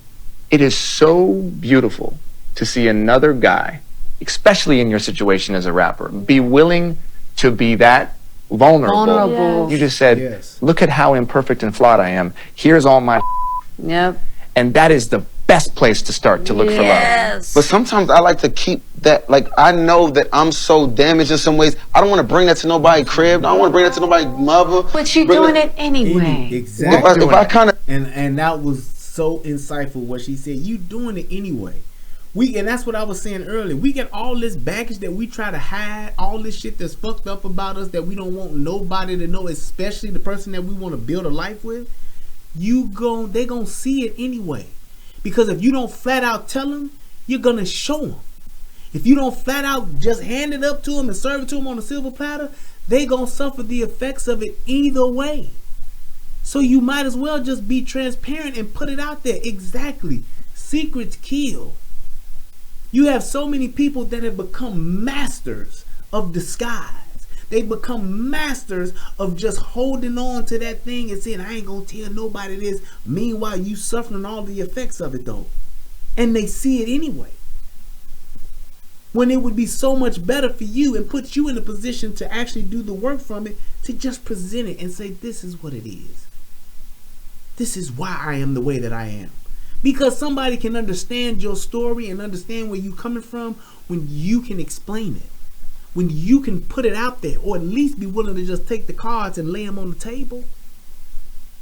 Because learning why you are such a whatever, or why you do this when this happens, learning why you do that because it's something where you are suffering from PTSD from your childhood, PTSD from an abusive relationship, PTSD from choosing a fucked up partner at this point in your life, it makes more sense. It makes more sense when I can pinpoint why I'm doing something. I can tell you why I do it than it is for me to just be walking around holding it. Than it is for me to just be mad that you ain't doing what I want you to do because you don't even know why I'm mad, because I won't even tell you because I'm so busy trying to hide and disguise and hold this back when it's showing anyway. It's no point in wearing a mask. Because at the end of the day, if you wear a mask, then all it is a show. Let me say that again. When you wear a mask, you're no longer in reality. All you're doing is performing in a show. And every show ends. Every show has an intermission. And you have to take the mask off. And when you do, you're so fucking unhappy because you're so tired from performing. Why wear the mask in real life? Why wake up in reality to put on the mask to be something that you're not, and then worry and complain and try to figure out why you're not happy in real life? Because you're wearing a mask. Nobody knows who you really are. Nobody can see who you really are. Therefore, no one can understand who you really are because you are disguising who you really are. Sounds crazy as fuck, don't it? That's that Tropic Thunder shit. I'm a dude disguised as a dude acting like another dude. I'm a dude playing the dude disguised as another dude. That's what he said. You are literally every day taking your authentic self, putting on a mask, and because you have that mask, you're acting in a different character and a different role, and no one can truly see who you are. But on the inside and underneath your mask, you are suffering because nobody sees you for you, because you are disguising yourself from everyone else that is around you. I want people to see who I really am, and I want people to know me for me and really be who I am. I want people to see my eyes. I want people to understand and appreciate my lips. I want people to see my cheekbones and think that my cheekbones are the best. I want people to love me for me. I want people to love my eyebrows. I want people to understand and be appreciative of my nose. We can't see none of that shit. So if we can't see it, how can we even begin to understand it, let alone appreciate it, let alone accept it?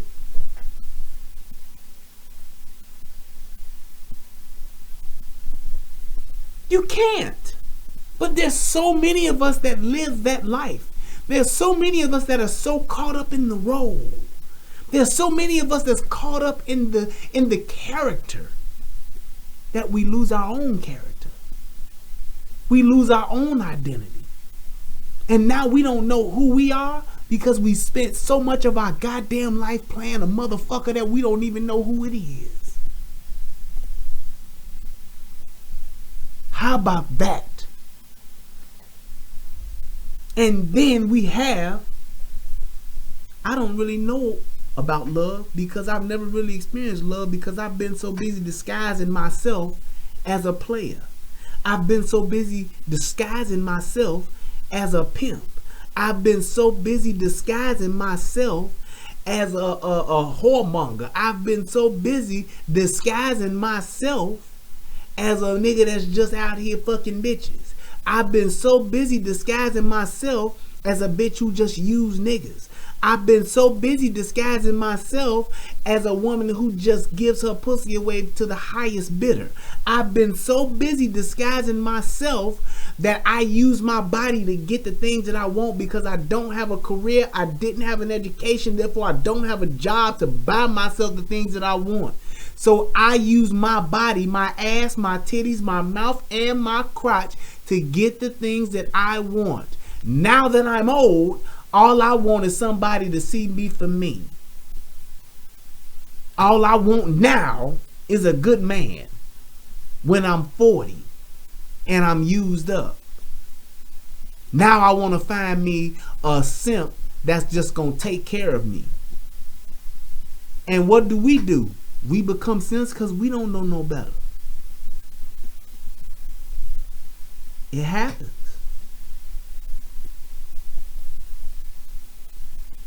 Keep it. Yeah, we all do it. There's no way around it. I grew up in a single parent home. I didn't see all the time healthy relationships. I had to figure it out too. I came to the table with a lot of pain. I came to the table with a lot of brokenness. And most of all, I came to the table with some hardcore daddy issues. And it made me really angry towards men. I had very high expectations. So I was hard. Yeah. I could have ended up with all kinds of dudes. The way I ended up with Will, I had to change my whole perspective. Because I want you to know something. He was not the dude. Right. But I had to change that. I can't ask somebody to be for me what I'm not willing to be for them. And what I realized in my partnership with Will was that I was asking him to be a lot of things for me that I wasn't willing to do for me. Wow. That's heavy. And sometimes one person's trauma like triggers the other person's trauma. And you get into this circle where no one can listen to each other. And that's something that nobody ever talks about. Because it's too loud on both sides. And that was something that my wife and I dealt with. Right. Right? At the beginning of our relationship and marriage, my insecurities triggered hers. Yes. And then at that point, it's so easy to leave. Right. Because you're like, well, we're clearly not compatible. Right. What was it about her that made you want to pursue her? I think it was us together. Yeah. There was a deep knowing, Yep. Yeah. Yep. right? Even when my ego acted up and said I should leave, I couldn't.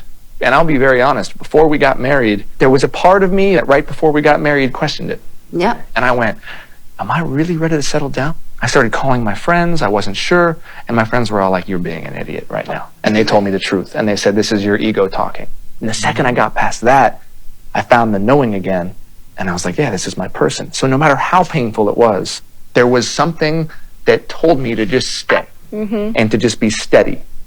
Even when I was going through it and sobbing in my room all night long. And I'm saying that because I want everybody to know that, like, you look at my Instagram, you see all of us happy, but I'm very, very clear that there is so much more to marriage than just the smiling photos at the beach and the things that you see. Look, I'm telling you, there have been several occasions, okay, where you just had enough. Yeah. And you want to leave. So, And I just couldn't. And that's Or the Will thing- just couldn't. that's the Because thing that we that I knew think this is Kim what and is her meant are to both be. This saying. partnership, no matter what the They're like really committed to saying, well, we know what's wrong with us, and we know that we have these issues. And a lot of times people will say, I know I'm messed up, I know I'm crazy, I know I got this problem, I got that problem, I got this issue. But they, and what I heard from him especially, he's like, hey, I know this is where I need to do my work, and I'm doing my work. We get to this point in our lives where we can see where we need to do our work, and then we say things like, oh, well, I'm just gonna have to keep working on that, and I'm gonna have to pray myself through it. Y'all just pray for me, and we just stay together and we keep praying for each other, and God gonna fix it. God ain't gonna fix nothing if you ain't working on it. You gotta have an action plan. You gotta have those plans to understand that in order for me to fix this, I have to change what I do, and I have to change how I react to certain things, and I have to change my environment when it comes to these different areas, because that will trigger what it is that I want to change in the first place. You have to do that work. Understand what the problem is and be willing to admit what that problem is, but then you have to say, here's the action plan. Action plan meaning this is what I'm going to do on a daily basis to work at fixing this thing about me that I know is broken. And when you have two people that come together that do that, then yes, exactly, faith without work is dead. When you have those two things that come together and you say, oh, those two people that come together and know that, absolutely you can grow. But that's rare.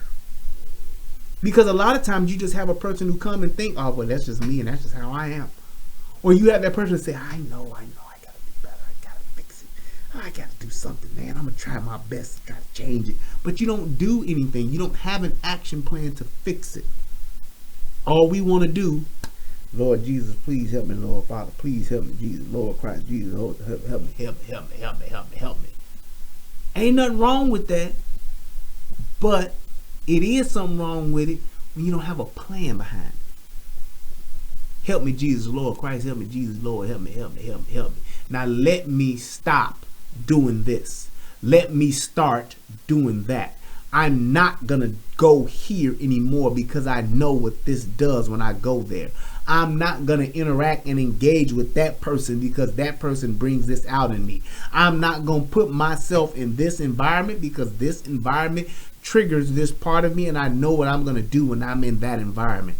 That's an action plan. That's an action plan.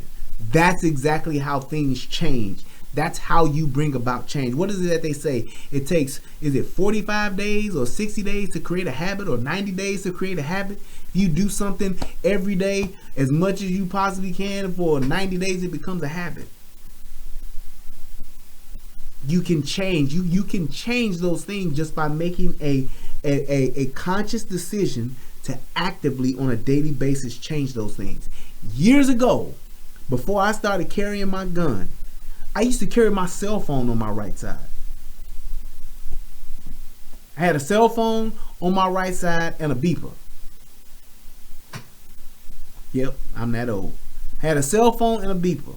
Cell phone over here, beeper over here. Cell phone on the right, beeper on the left. Even got upgraded to where my beeper became a two-way pager. Two-way on the left, cell phone on the right. And over time, what happened was I said, well, man, now that I'm carrying this firearm, I need to carry on my strong hand. I got to carry my gun over here. I literally had to put my gun on the right side and put my phone on the left side. Now, I was never dumb enough to where I answered my gun and said hello and got my damn pistol up to my ear. But the point is that I did it so long to where now it's second nature. It's muscle memory. I actively made that change to do that. When I go for my phone, I'm always here. I never be like, oh, damn it, I thought my phone was over here. Nope. Maybe for the first few weeks I did that. Maybe for the first couple of months I did that. But once I got it down and I made a commitment to change those things and I put them on every day, my phone became over here and my gun is over here. That's all it is. But I had to actively make that change. I had to decide it in my mind, and then I had to do something every single day to change it. And that's the same thing with doing work here. It's the same thing with just changing things about your attitude, changing things about the way you speak, changing things about the way that you listen, change the way about the things that you do on a day-to-day basis, the places that you go on a day-to-day basis. Let's take it a step further. The things you put in your body that you eat every day. I used to drink pop, and I used to drink pop to the tune of 2, one in the mid-morning and another one after at lunch. I used to drink 2 32-ounce pops a day. 64 ounces of pop. I'd either get Coke or I'd get Sprite. That's what I did every single day. And you know how it changed it? I went from having 32 ounces to saying, okay, I'm only going to buy a 24-ounce cup. Can we call it soda? Hey, man, I'm from the north. It's pop. Up north, damn it. I went from having 32 to 24. I went from 24 to 16-ounce bottles. I went from 16-ounce bottles to cans. Now here was the trick with the cans. The cans could only pretty much get those like at the grocery store. So then I would just buy a case at the grocery store. Went from a case to a 12-pack. Then I went from having a pop every day to having a pop every other day. Then I went from having a pop every other day to just having a pop on the weekends. Then I went from not having pops in the store, buying pops from the store, to I only buy when I'm at a restaurant. Now, I haven't drank pop, or I would say probably I have maybe 1 to 2 pops a year. Past 3 years it's been like that. However, it took me 2.5 to 3 years to get to that point to where I could have 3 years of having a few pops a year. However, to this day, every single time I eat pizza, I crave a Coke or a Pepsi. I do. I want a Coke. Ain't nothing better than pizza and pop. Nothing better than pizza and pop. Oh my God, that's what it is. Good deep dish or good thing. I'm a thin crust person. Give me some home run in, or give me some Vegas pizza or some Italian Fiesta pizza. Oh my God, with some Coke or Pepsi, man. But it took me from doing the work, because I saw what it was doing to my body. I saw what it was doing to my health. I knew it wasn't good for me. Ain't shit in pop but death. And I had to make a change. And it took me a while. Like I said, it took me 2.5 years. But I did it. But we talking about every freaking day making a decision to do a little thing different. Do something a little different. Cause it wasn't shit to go from that 32 ounce to that 24 ounce. Hell, ain't nothing but pulling a different cup. That's nothing. That's nothing. Truth be told, DLTK, most people in Chicago eat thin crust. Most people in Chicago, we eat thin crust pizza. Yes, it's only a couple of places you get deep dish from, and that's Illuminati's. You get deep dish from Giordano's, of course, but it's really Illuminati's, Geno's, and pretty much Giordano's. Those are pretty much the only places you get deep dish from. But most of the time, most people in Chicago get thin crust instead of deep dish. We do still eat it, but most of the time we buy thin crust. But getting back to my point, it just took making those little changes to actually get me to where it was I truly wanted to be. Did I even think that I could do it? I did not, but I thought I had to do something. So that was just my point to say, in order for you to make a change, you can start with the smallest change, but committing to that little change can get you to and take you to places you never thought you would be. The form it is, you know, because we've had to redefine it, reform it, change it. We don't call ourselves married anymore. We're in a life partnership. I'm just kidding. Did you see that in your... And let me just tie that back into what she's saying right now. She made changes to their marriage, changes to their relationship. They call it something totally different to get it to where now it's something that is healthy, something they have happiness, they have fulfillment. It's profitable for them. It's fulfilling for them now. From what it was to what it is. They made adjustments along the way. They did work along the way to change these little things, not really knowing where it would end up, but the goal and the work was put in to change it to the point where they were able to sustain a healthy, viable relationship with each other. I definitely did. 100%. That's gotta be why you're so what you are. I mean, grounded. I would just be in the room while they were debating about whatever it is about the world or their emotions or the environment or politics or whatever it was. And I would just always be there watching them and how they talked to each other, watching how they agreed to disagree. And at the end, it's like, you know what? We're not right or wrong. And I allow you your opinion. Exactly. And I feel like watching that over and over again just kind of solidified this idea of like, it's really not about right and wrong. It's about understanding. And once you understand somebody and how they're feeling and what their view is, Exactly. you can move on with more ease. Now, Lil Willow, or should I say Lil Will Smith, because she looked just like Will Smith, I swear for Lord, with just some dreads on. But she made a great point by just saying it's about, most of the time, it's about just hearing what the other person is saying and getting understanding. It's about me being able to articulate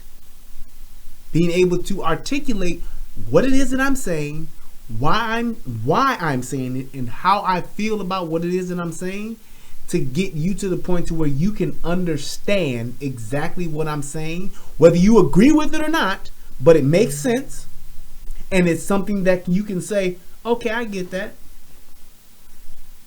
I understand that, but you just telling the motherfucker, oh, that's just how I feel. I know that what you saying is what you saying, but what I'm saying is what I'm saying. That's just what it is. No, you should be able to say what it is that you how you feel, but you should be able to explain it too.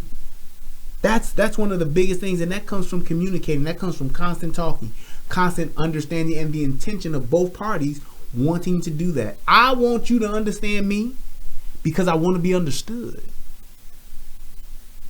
I want you to hear me because I want you to see where I'm coming from. I want you to understand where I'm coming from, and I'm trying to help you understand me. I have to do the work to do that. I have to articulate and use my words correctly in order to do that. That's my responsibility in the relationship. That's my responsibility when it comes to me and how you treat me, how you interact with me, and how you engage with me. I have to be able to articulate what it is that I'm saying, and I have to be able to explain why I'm saying it. I have to be able to bring the logic, truth, and the facts as to what it is that I'm saying, so that you can say, okay, I understand why you're saying that. Preach, Because Willow. you have that understanding. But those are the steps towards love. Yeah. Those are the steps towards really building love. And it's so freaking difficult and so freaking excruciating. And sometimes you think it's not love. Yep. But it is. If you watch this back, it all sounds so painful. So every time I was thinking about listen, that, listen. I don't want to see this movie, bro. I get it. But I'm happy. I just think that love is supposed to be like this big, like, okay, I understand you, understand me. You're my balance. You're my anchor. You're my all the things that you say at the altar. Yeah. Why can't that be the one entity that is bringing you joy? It should bring you and joy at some undeniable point. way. It doesn't mean that you don't have to work to get it. I'm scared now. You should Well, be. then you should be scared. I'm scared. And Biggest you know question right now. Is it worth it? It's worth it. Is it worth There it? you go. It's absolutely worth it. Wow. Why? Yeah, why? Because at the end of the day, to know that you have I want another to say person that can love you for all that you are. Will has loved me through the worst of myself, and I have done the same. When somebody can love you in that way, it makes your faith in the world come together in the way of which is like, I am, this is, and all is well. I'm 47 years old, and I want you to know that this is probably the first year of my life that I can say I am happy. Bam.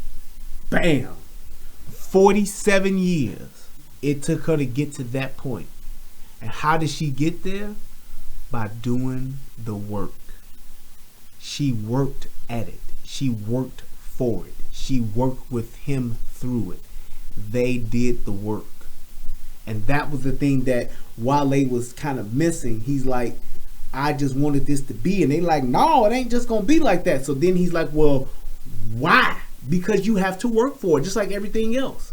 And I would have loved to just been there to tell Wale, like, nigga, think about all of the studio time you spent. And Wale is an accomplished artist, so you can tell him, think about every hour you spent in the studio. Every day that you spent in the studio. All of the music you've created. All of the music you've created that's never been heard. Think about all of those things that you've done in just the love for music. Things you've done outside of the studio. Things you've done on shows. And ask him this. Was it worth it? And he gonna say yeah.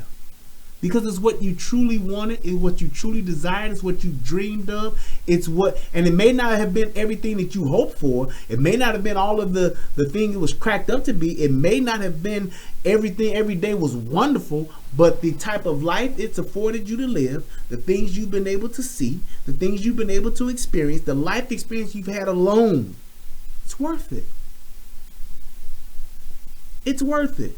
It's like all of the things that I went through, even me, when I had my moment in my life when I was an artist.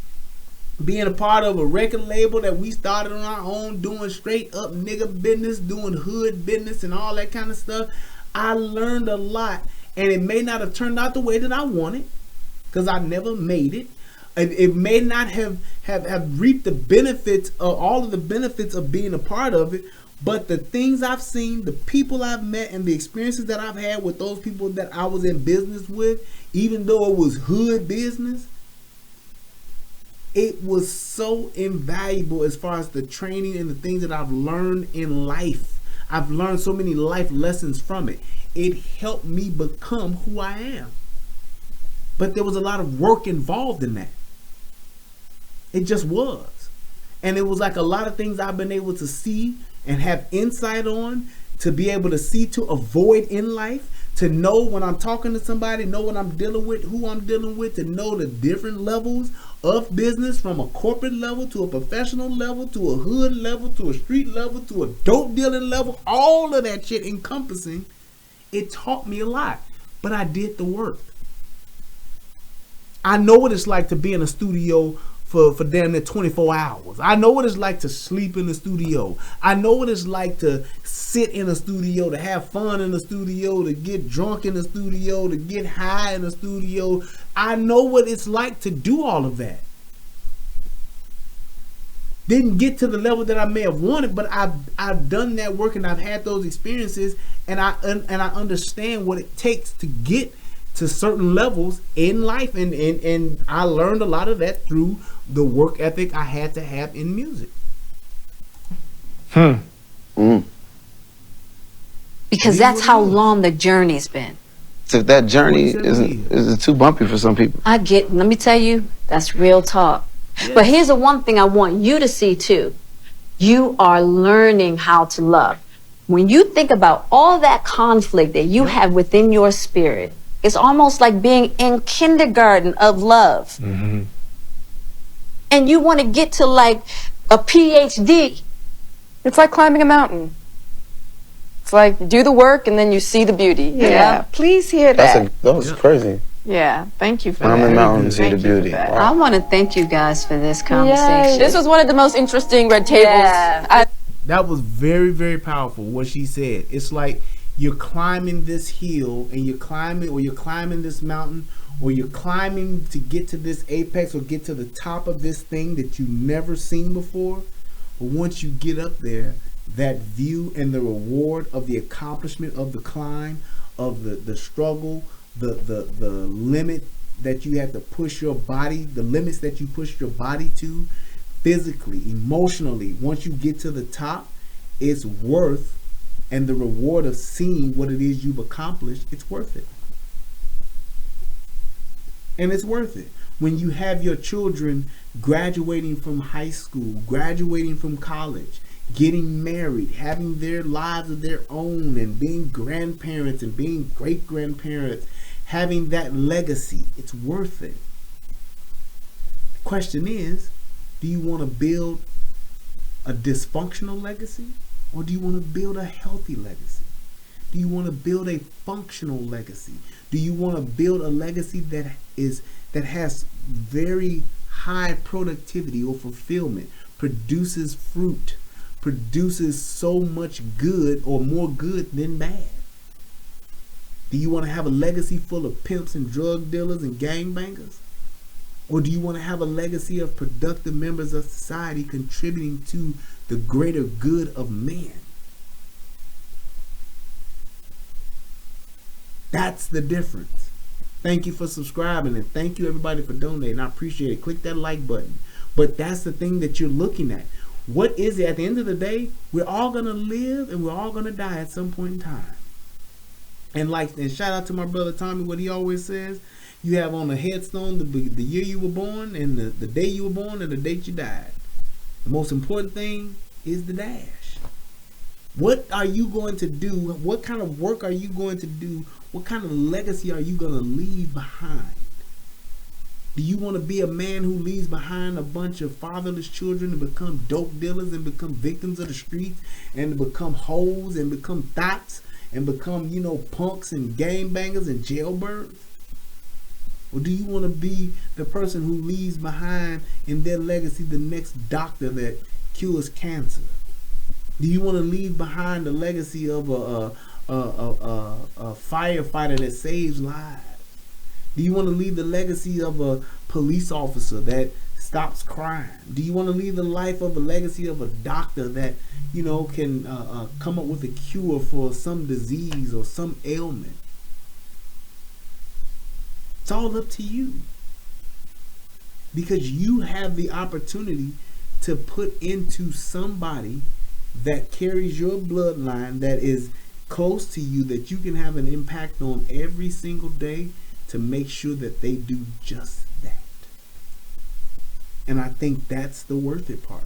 And while you're doing that work, you can have a life partner that is with you along the way, to not only share in it, but to aid and assist you in it. To be strong when you weak, to hold you up when you stumble, to pick you up when you fall, to encourage you when you want to give up, to push you when you don't want to be pushed, to challenge you when you need to be challenged. It is what it is. But that's what you want to have. Your legacy is what's important. Everything that you do, everything that you accomplish, all of that good stuff, it means nothing if you don't have a legacy. If you don't leave something behind, if you don't impact somebody, even if you don't have kids, impact somebody else to pick up the torch and to do better than what you did. I hope that this helps somebody become a better version of themselves. I hope that this helps somebody change who they are starting today, making those small changes to become a better version of themselves. Even though you may not know where you're winding up, making small and committing to small adjustments every day can get you to a place where you never thought you can be, and it can be which can lead to a better, healthier, functioning you. Better functioning you. Let me see here. Let me give my shout outs to those of you who have donated. If you haven't donated and you're watching this on the replay, you're watching it right now, it's still time. You can still do it. Let me see here. Shout out to my man Tsunami Detail. That's what's up. Thank you, Tez. I appreciate that. Hit your boy off with the 5-piece. That's what's up. Let me see who I got over here on the PayPal side of the game. But I really appreciate everybody for checking out the show. I really appreciate everybody for spending time with me. Hey, I hope everybody has a wonderful holiday. I hope everybody enjoyed their Memorial Day. And just do something with somebody that you love and that you give a damn about. Just do that. If you don't do nothing else, just spend some time with somebody who actually means something to you, who actually is a fountain in your life. I don't know if you saw my video about drains and fountains, but hang around more fountains than drains, man. Trust and believe. All right. I want to give a shout out. Oh, you know what? I got to go back. Yep. Give a shout out to, let me see who this is. To Maisha Boyd for her donation. Great awareness and knowledge. I appreciate you. She hit the boy off with a 5-piece. Shout out to my man, Colonel Davidson. Thank you so much for your donation, sir. Hit me off with the $1.60. Hey, when y'all donate to the PayPal, do friends and family so it won't take that little extra change, that fee. Here's a little something, not much, but it's still something. Hey, I appreciate it, man. Every little bit counts. Thank you for your donation. Selena Patrick hit your boy off with the 5-piece. That's what's up. Then my man, Colonel Davidson, came right back. Here's another one. Thank you, sir. I appreciate it, man. That's what's up.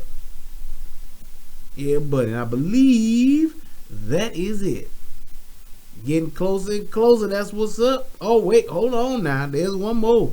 Shout out to E Goose Is Me. That's what's up. Hey, Brian. I know it's been a while since I've donated. Sorry about that. This is a great show. Have a great night. Thank you so much, EG. I appreciate you.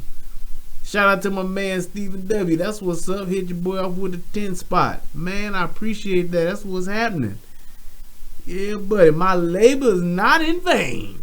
Ain't that what they say at the church? For we know that your labor is not in vain. But I just want to thank everybody who has donated. Thanks for everybody who done clicked the like button.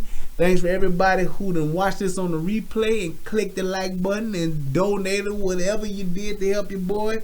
Hey, I thank you and I appreciate you. I hope you guys have a great night, great morning. Enjoy your holiday tomorrow. I am going to do, man, I'm going to fire up this grill. I'm going to get these ribs on, this chicken going. I got some corn I got to go get, and I'm going to get these burgers going for my wife. What else am I throwing on the grill? I don't know what else, but whatever. It's going down tomorrow. I'm getting it cracking.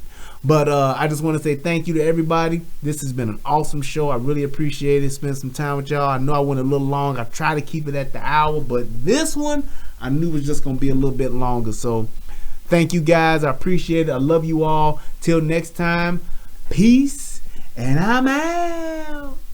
That's what's up.